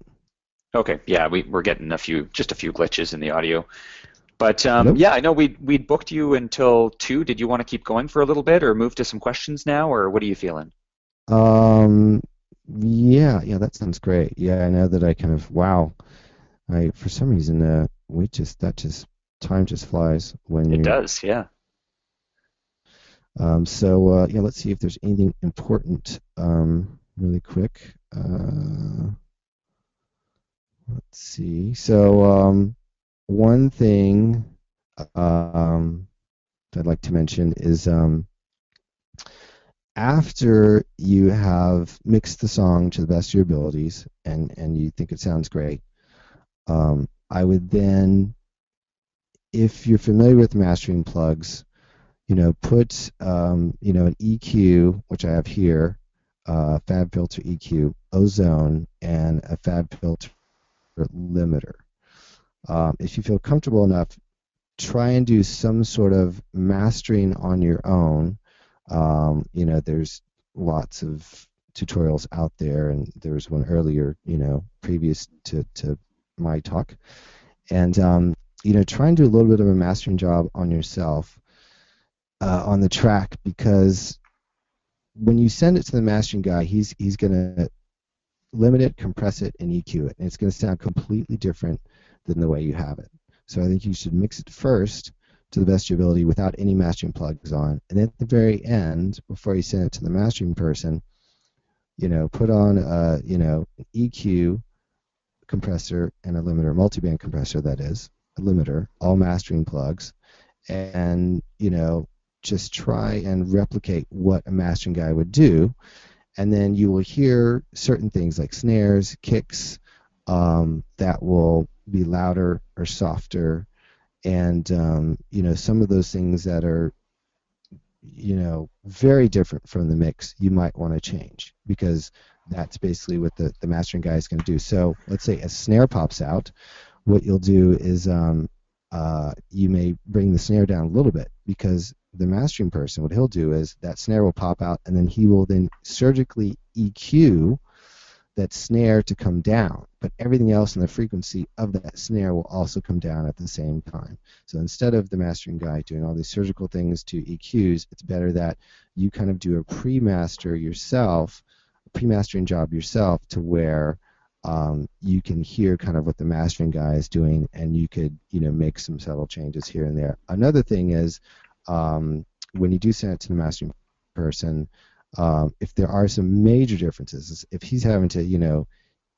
to cut out EQ the low end by like 6 dB or the high end by 5 dB, then it's better for you to go back into the track and make certain changes to the sub than for him to surgically, him or her I should say, surgically making major changes to the song. So I think that's about it. And the main thing I want you guys to know is, as I reiterated many times, is harmonically having everything in tune in the scale with the song, and it'll make your life so much easier. Awesome, David. Wonderful. Thank you for showing us inside of one of your own projects. It's really rare that a producer of your caliber will actually kind of open source the code of their music and allow us to take a peek inside, let alone get a guided tour of your song and why you made the decisions that you did. So thank you for being so open with your music and your knowledge, my friend. Sure, awesome, thanks. And yeah, just as a disclaimer, you know, this, like I said, there were 70 tracks and there was lots of different plugs that I had used that I had bounced down. So this is somewhat of a I wouldn't say a simple setup, but a little less complex than the session was originally. Wonderful, David. Thank you. I will mention for everybody here that David actually does take on when his schedule allows. You're cutting out here and there. Oh, sorry about that, David. I just wanted to mention for everybody that David does take on a degree of work in the area of doing mixing and mastering, and I wanted to point that out for you guys. If anybody wants to work with David, we have a URL of the site where you can sign up for his different services. It's called Amrita Studios, and I'm putting that in the chat window. And David does mixing and mastering and song consultation services. He doesn't do Ableton lessons, but he does those types of more producer-oriented things like the mixing and mastering and song consultation. So if anyone wants to reach out and work with David, we would encourage you to go to amritastudios.com, and I just posted that link in the chat field of the GoToWebinar platform. Great, so at this point we're going to take a few questions and then we're going to let David go and we'll do some giveaways for Warp Academy. One of the things we'd committed to do with everybody today was to do a giveaway for a producer membership and a course. And yeah, so let's go ahead and we're just going to ask from the audience. We'll get some questions. So David, I'll leave you on screencasting so everybody will still be able to see your screen there. And I'm going to call for some questions from the audience. Okay, yeah, you're glitching out a little bit. I think I'm going to go ahead and cancel out Skype and some of the things that I have, some of my internet things that I have. So let me just do this real quick.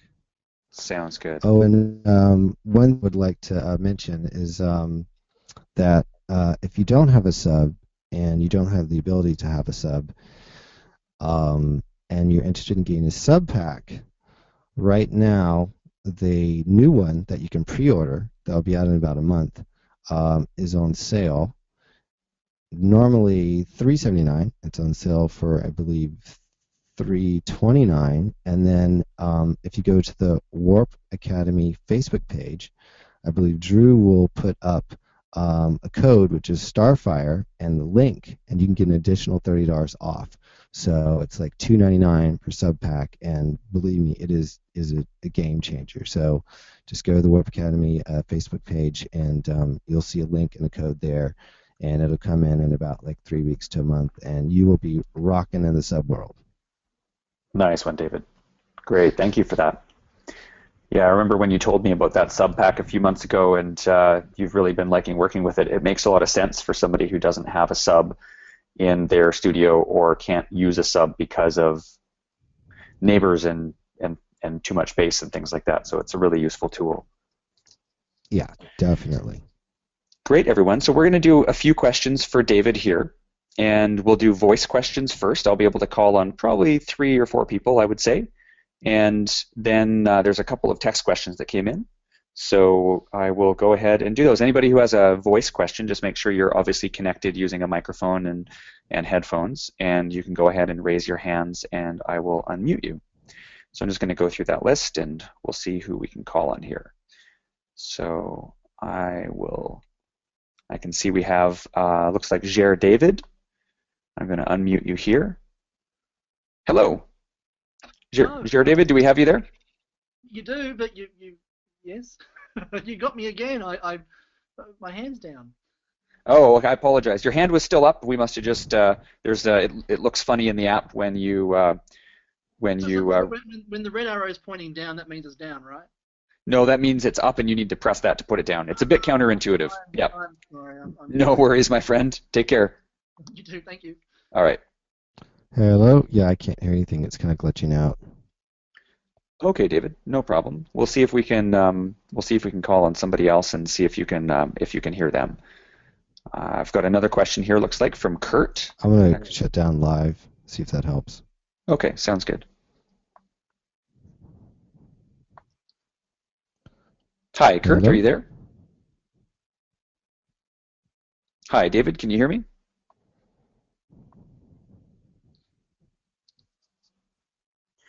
Yeah, we might have a bit of an issue with the download speed on your internet connection, David. If you're having trouble hearing me for some of the questions, I'm not sure if you're able to hear me right now. Yeah, you're kind of cutting in and out. Okay, if you want to, I can type the questions to you. Okay, cool. Yeah, if you could do both. I can kind of hear you. It's like I'm hearing like every other word, and so I'm trying to put these sentences together. It's kind of funny. I was like, did he just actually say that? Yeah, no worries. Yeah, it needs a really good solid internet connection for the voice to work. So in the GoToMeeting control panel, there's a section for questions and chat. If you just open up the chat area, I should be able to type a text question to you.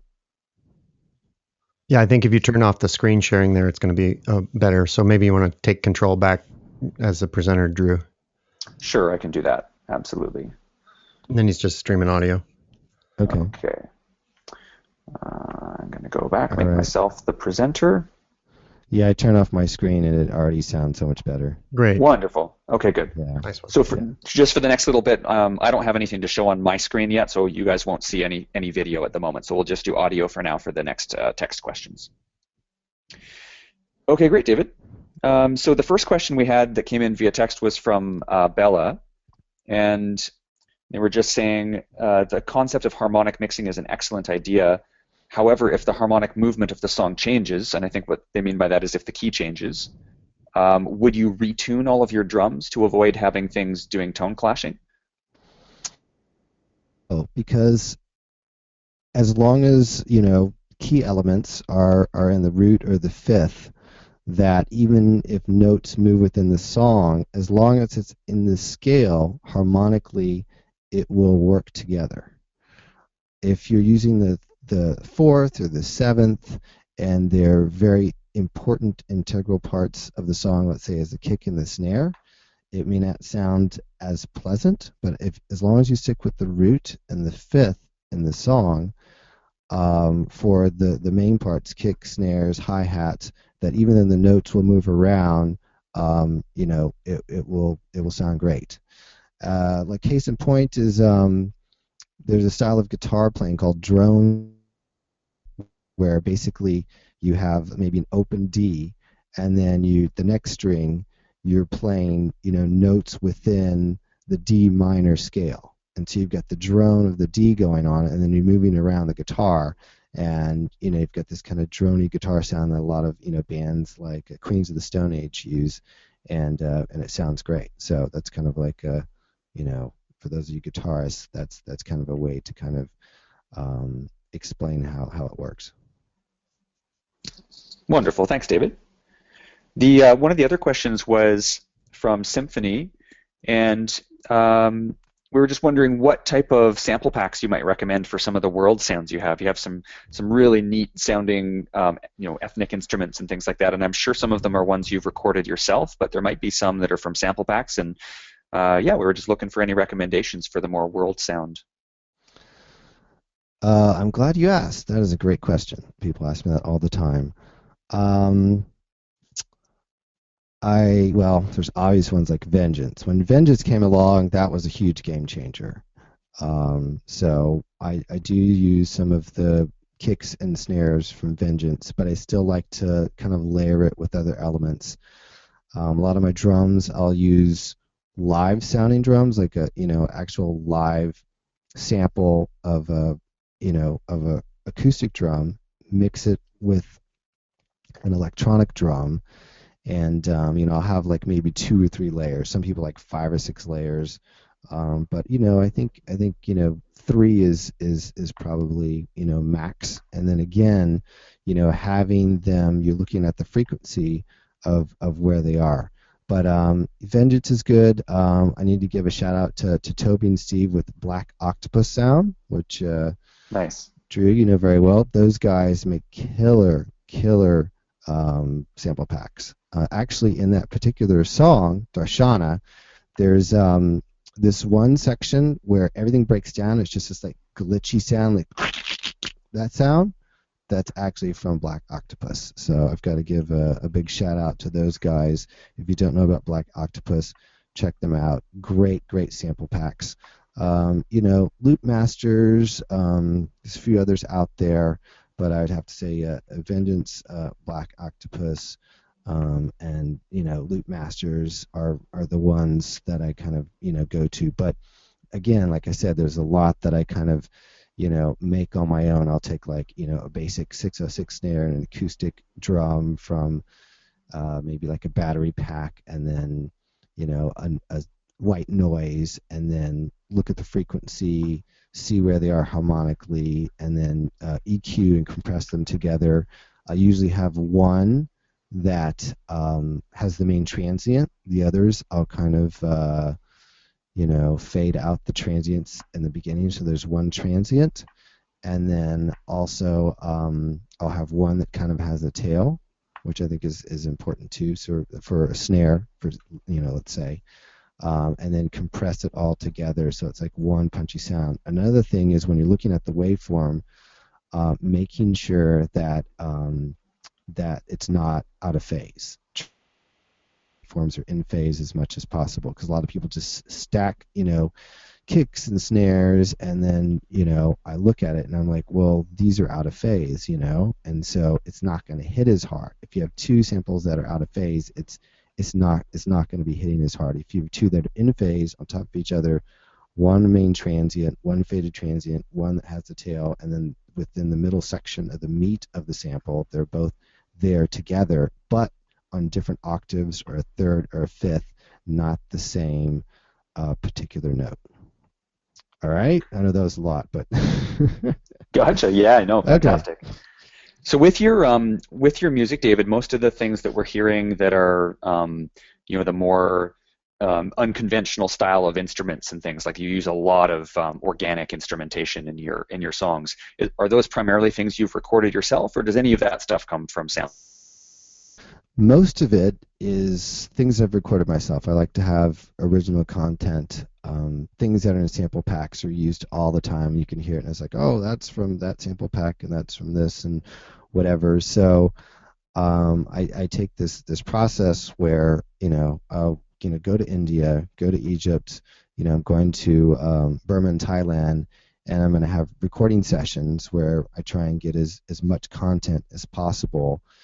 And so that I have my own personal arsenal of really killer samples and recordings that no one else has. And I think that that's important. And on that note, just overall, people ask me, it's like, I want to break into the music business and I want to be a huge success, and what advice do you have? One of the main things I say is try and have an original sound, and try and have something that's different, and something that sticks out. And all the guys that have really broken out, they've got their particular sound, their particular thing that they've done, and have your own niche. And even though at first people may not understand what the hell you're doing, later on, like Aphex Twin, who's known for doing this crazy music, is now like 11 on the Billboard charts, because he was an innovator at the very beginning, where someone who has this glitchy electronic music, who would have known that guy years later would be topping the Billboard charts. Of course. Yeah, fantastic.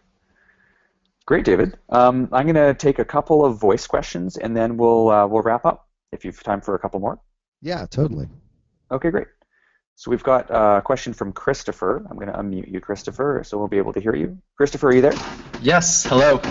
Fantastic. Yeah, what's your question for David? David, if you can go back to when you were perhaps becoming familiar with Ableton, at a point where perhaps you were just daily finding new tips and tricks. If you knew then what you know now, can you give us a couple of points on what might save us years of not being aware of something that could be very powerful in our process? Well, every day I'm still learning new things. So Sure. Ableton is so deep. It's and just VST and plugins just in general. It's like there's always something new, coming around. Like there's this thing called Track Spacer, which I didn't mention that wasn't in this song. That's the thing. Just check it out. But there's just new things happening all the time within Ableton and VSTs and plugins, and so I would say that be really really familiar with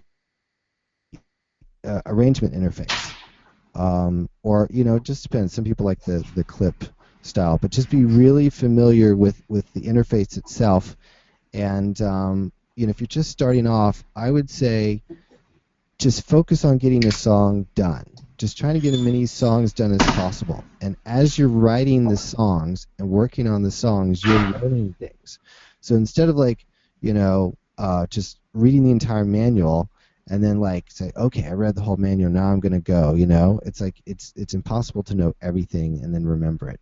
I would start on a song, and as you hit certain blocks, find a tutorial. It's like, okay, I want a really killer dub delay. It's like, how do I do that? Go find a tutorial on dub delay. It's like, okay, I want a really heavy bass sound. Find a tutorial on bass sounds. And I mean, to be honest, Warp Academy and Dubspot are the two go-to places that have the best information. There's a lot of information out there that is just, I wouldn't say the wrong information, but information that I think is interesting. So I would go to a reliable source such as Warp Academy, where you'll learn things, which I would think is more correct. But yeah, just get into the song, start the song, and then as you have blocks, just find tutorials. But I would say just if you're just working on the technical aspect of things, and that. Hello now, did someone fall down? Uh-oh. But song first. Right. Work on the song first, and then start getting to the technical aspects of it.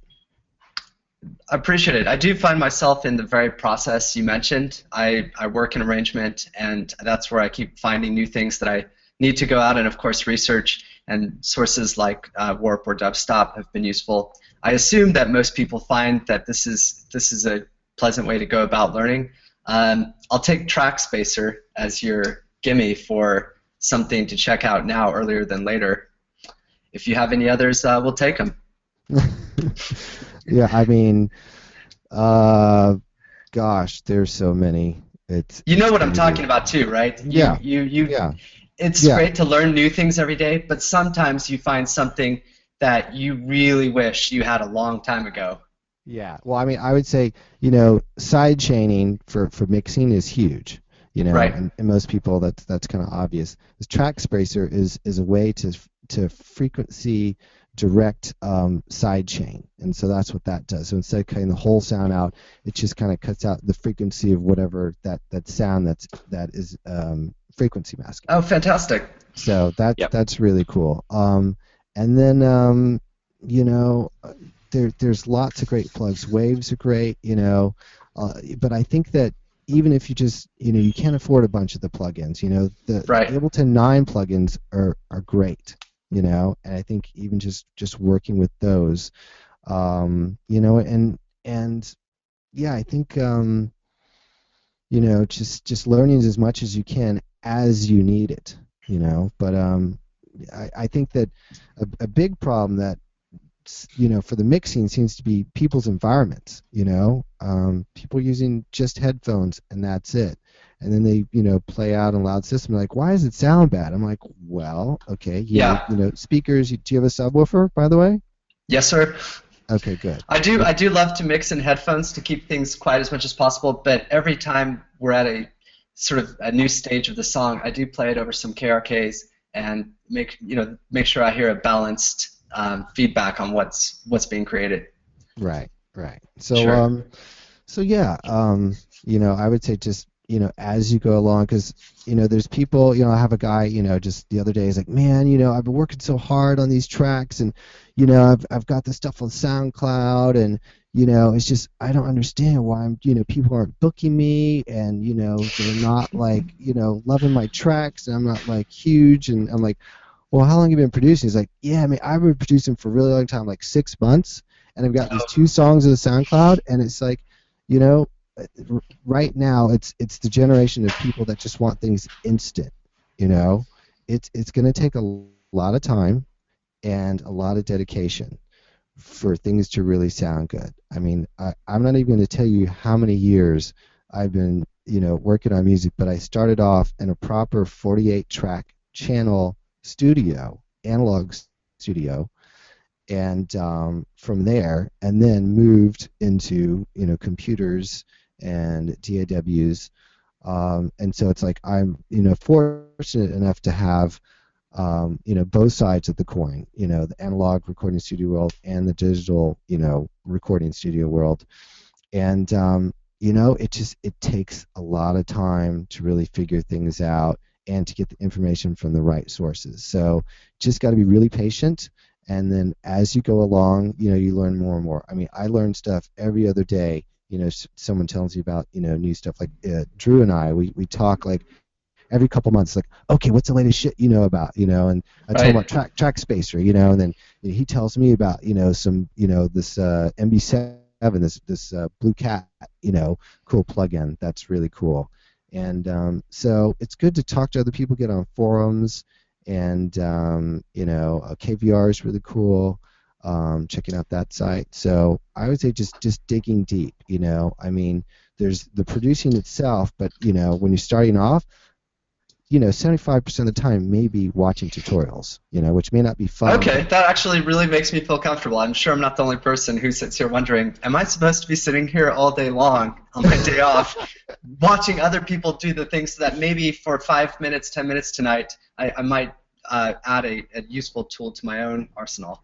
Yeah. All right. So, So you For validated it. Okay. Okay, cool. All right. Yeah, I think one of the key things there is that it's investing into your learning is going to be something that you're going to do heavily, and producing music will be part of what you do as a producer, but a huge chunk of it is going to be learning as well. So, yeah, great. Thanks for those answers, David. Thanks for the questions, Christopher. We'll do one more voice question, and then we'll move on to the giveaways and wrap up. So I've got a question here from Jim Newcastle's. Looks like I'm going to unmute you here, Jim. Jim, are you with us? Don't see Jim with us, so we'll do, I think we have one more hand up. And we've got a question from Sam Andrus. I'm going to unmute you if you're with us. Sam, are you there? Can you hear me? Yeah, we can, Sam. What's your question for David? So I was cut out for a minute. I'm not sure if this was answered already, but I was curious about how you go about getting resonances and notes out of more noisy samples like snares, hats, crashes. Do you actually use like subtractive EQing to get unwanted frequencies out and boosting a note out of a noisy sound? Because I find myself as a sound designer doing that from time to time and trying to solve those problems. I was just wondering if that kind of subtractive EQing is something you do a lot to get the notes out of your sounds. Yeah. When it's necessary. For me, I like to work with sounds and frequencies that are kind of already dialed in. If there's a snare that has like a weird resonant frequency or a kick or a particular sound, if at all possible, I will try and replace it, with something else. If I can't replace it, if it's, let's say silent or something, and I've got like a filter on it, and there's this resonance that's just kind of spiking, then I will use subtractive EQ. And I did do some subtractive EQ in some of my the last session, but I'd bounced it out into audio, and so that's why you didn't see very much subtractive EQ. I try not to do it, like I said, because if you change the sound, every time you do, radical EQing to a particular sound, it's going to affect the overall sound of that sound, obviously, and also the entire track. So you want to use sounds that aren't too crazy, but with sound design, sometimes you can't avoid that. And so I would say subtractive when necessary. Compression, EQ, multiband. When it's necessary, use those. But if you can use another sound that you don't have to use those things on, especially with harmonic mixing, then I would try and use a different sound. Does that make sense? Yeah, it's actually a great point. I probably make a lot of work for myself. Thanks for that. Yeah, a lot of people, I'll check out a session like, yeah, they've got this like crazy EQ and the snare and the kick and the hi-hats and and I'm like, what's going on? I was like, well, there's this weird sound that's coming out of this hi-hat, this one frequency. I'm like, well, let's try a different hi-hat in the key of the song. They put it in and it's like, oh wow, that's cool. Yeah. That sounds great. I'm like, okay, there you in 2 hours trying to EQ the heck out of something, just replace it if you can. Mm-hmm. Cool. Thanks. That's great. Thanks for that question, Sam. Appreciate that, buddy. And David, thanks for the answer. So for that's all the time we're going to have for today, guys. Thanks for joining us. We're going to move into wrap up now. So we're going to do the giveaways for a couple things. But just before we do, I'm actually just going to flip on screen sharing here for a moment so you guys can see something. And here is David's site, Amarita Studios. So for anybody who wants to maybe get David to do some consulting on a track or do some mix down or mastering work, you guys can go and sign up for that here. And definitely, David, we're excited to see and hear the album that you're doing with the Burmese refugees in Thailand. I know you're heading over there in a couple of months, so that's a super exciting upcoming project, and we'll be excited to hear the results of that, my friend. Cool. Yeah, me too. Wonderful. Well, thanks so much, David, for taking the time. I know you've got a busy schedule and you're in demand all over the world at different events, and it was real nice for you to come and join us today. Everybody got a lot out of it, so sincere thanks, my friend. Yeah, thank you for having me, and I appreciate it as well. And thanks a lot, guys, and I'll give it back to you. Okay, thanks so much, David. I'm going to mute you now, and you can head out whenever you'd like. Okay, yeah, I'm going to check out the giveaways. There might be something I want. Nice one. Cheers. Okay. All right, guys. So we have coming up next week, I just wanted to mention, we've got 2 more sessions. So this was our very first session. And coming up next week, we've got a bunch more great information. We've got on basically same time, same place next week with the same registration link you guys will get. We've got a bunch of work with Miyagi, one of our Warp Academy trainers and founders. He's doing creative vocal processing, and he's doing the modular approach to synthesis. And then we are doing, these have actually gotten shuffled around a little bit. We have Rael Cardinal has actually been moved to the 3rd week, and what we have in our 2nd week is 2 of our own Warp Academy trainers, Isaac and Ian, who are going to be doing a presentation on their upcoming on DJing with Live. And then we have myself. I'm going to be doing a presentation on live performance, and I'm going to be presenting on my live performance set that I did at Shambhala Music Festival last summer that integrated live sax and some synths and things like that. I'm going to walk you guys through. Never done that before, actually, so it'll be a new thing to show you guys inside one of my live sets. And then what we have in our final week is we have Nick Middleton from the Funk Hunters, who are a super successful touring group. They have a full live electronic band. And Nick is going to be talking about how he built his career in the music industry, and that's something that's really relevant for all of us right now because there's more music producers than ever in the world at the moment, and everybody's vying for the same gigs and trying to build a name and a reputation, and Nick is going to spill the beans on how he's done it and give us some really good pro tips there. And then we'll also have Rael Cardinal in this week, who is being moved from this one. He's a sound designer. He's been a sound designer for BioWare, the video game company. He's a total stone cold ninja. This guy makes sounds that you've never heard of before. He plays and produces under the name Coma Duster, and I would highly encourage you to go to his SoundCloud right there and take a peek at his music because it is seriously next level. It's up in the same realm as like Noisia and stuff like that. He's just an absolute deadly sound designer, and he's going to be spilling the beans on how he does his things. And then we have, to wrap things up, Steve Duda, the creator of the Serum synth, which has been taking the world by storm. And you guys have seen me feature it in my past couple sound design videos. Steve Duda is also the founder of X4 Records and has produced other sweet plugins as well. So he's going to be joining us in the flesh. He's going to be on the webinar. He's going to be answering questions about Serum, what's coming up for Serum, its future direction, and some of the lesser known and hidden pro secrets within that synth that we might want to do. So those are some sweet upcoming things. For anybody who had questions today and didn't get them answered, we want to make sure we can answer as many things as possible. We have a limited amount of time on the webinars, of course, and with our guest presenters, but we have the Warp Academy Facebook page. So if you guys come back to facebook.com/Warp Academy, we would encourage you to just come back and post any questions that you didn't get resolved on the page, and we'll do our best over the next week to answer those. All right, so I'm going to go off of screen sharing now, and I'm going to do our giveaways.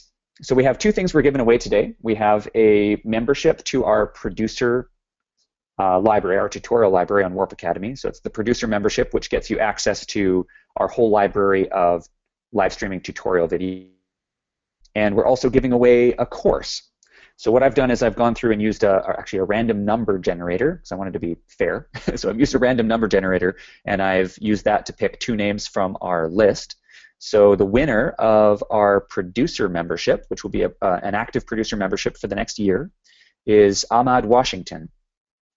And to be able to claim that, just contact our support at warpacademy.com /support or /contact. You guys can go there and just submit a support ticket, and we'll hook you up with the producer membership. So Ahmad Washington, you are the winner of our producer membership, so welcome to the team, and I hope you enjoy those tutorials. And our winner for the course is Peter Tavalli. And you can pick any course on Warp Academy, and you'll get that added to your library. So Peter Tavalli, if you contact us again on Warp Academy support, we will hook you up. And all we need, guys, is your usernames on Warp Academy, which will typically be the email address you use to sign up with. That is awesome, Drew. Ahmad was in my Jumpstart course, and I'm actually doing a blog post on him right now. So look awesome for that coming up soon. He's super sweet. Couldn't have been won by a better guy. Nice one, Jake. Oh, that's fantastic. Nice one, guys. And a couple people have asked about the Subpac and about the recordings and when they'll be posted. So we will post that coupon code that David mentioned about the Subpac. We'll post that up on our Facebook page later today, so keep an eye on our Facebook page for Warp Academy. And of course, these sessions have been recorded, and what we're doing with the recordings is we need a few days to be able to transcode them and host them on our servers, so please be patient. We will get those up by Wednesday at the latest this coming week, and when we post them, they'll be both on the Warp Academy YouTube channel, and they'll also be on the Warp Academy webinar page, and they'll be available for you there for 7 days to view after the fact. After that, we're going to be actually creating an archive of all of our webinars, which will go into our producer membership library. So those of you who are producer members or want to upgrade into a producer member, you will be able to view our previous webinars. And we're just building that functionality now, so stay tuned for that. So I'm just going to show you, I'm going to go back on screen sharing here for a second. I'm going to show you where on the Warp Academy site you would go to find the recordings. So here's warpacademy.com. You have to make sure, first of all, that you're logged in. And when you're logged in, you go to My Library right here on the left. And that's where all your things that you've bought or signed up for on Warp Academy go. So here's all the courses that I've signed up for. And I'm an owner of Warp Academy, so I have everything. But you go down below, and you can see webinars. So underneath webinars, we see the symposium for the fall 2014. And you would just click on that. And this is your back-end area where all the goodies for the symposium are posted. So we'll be posting the videos up here, as well as on the Warp Academy YouTube channel, and they will be posted on Wednesday at the latest, and they'll be available for you to view for 7 days after the fact. So that wraps up our first week of the symposium. We would love it if you guys would help us to share the love. We rely on you, our community, and on our students to help us share this information. We're doing these sessions for free because we enjoy sharing our knowledge, and we've had a lot of amazing guest presenters. Huge thanks to Scott Colburn and David Starfire today for joining us, and Eric Magrini a lot of great knowledge. These guys didn't have to be here, but they love what they do, and it was really nice to have them. And we have lots more coming up, so as you guys are getting ready for our next couple of sessions, if you have any friends, other fellow music producers that you feel would also benefit from this knowledge, we would love it if you would share the link to sign up. You can just share the webinar page on Warp Academy, and they can sign up for free, and we'd love to have your friends and fellow producers on the line with us as well. So that wraps it up, and I'm really excited about next week, guys, so stay tuned, and we'll see you same time, same place next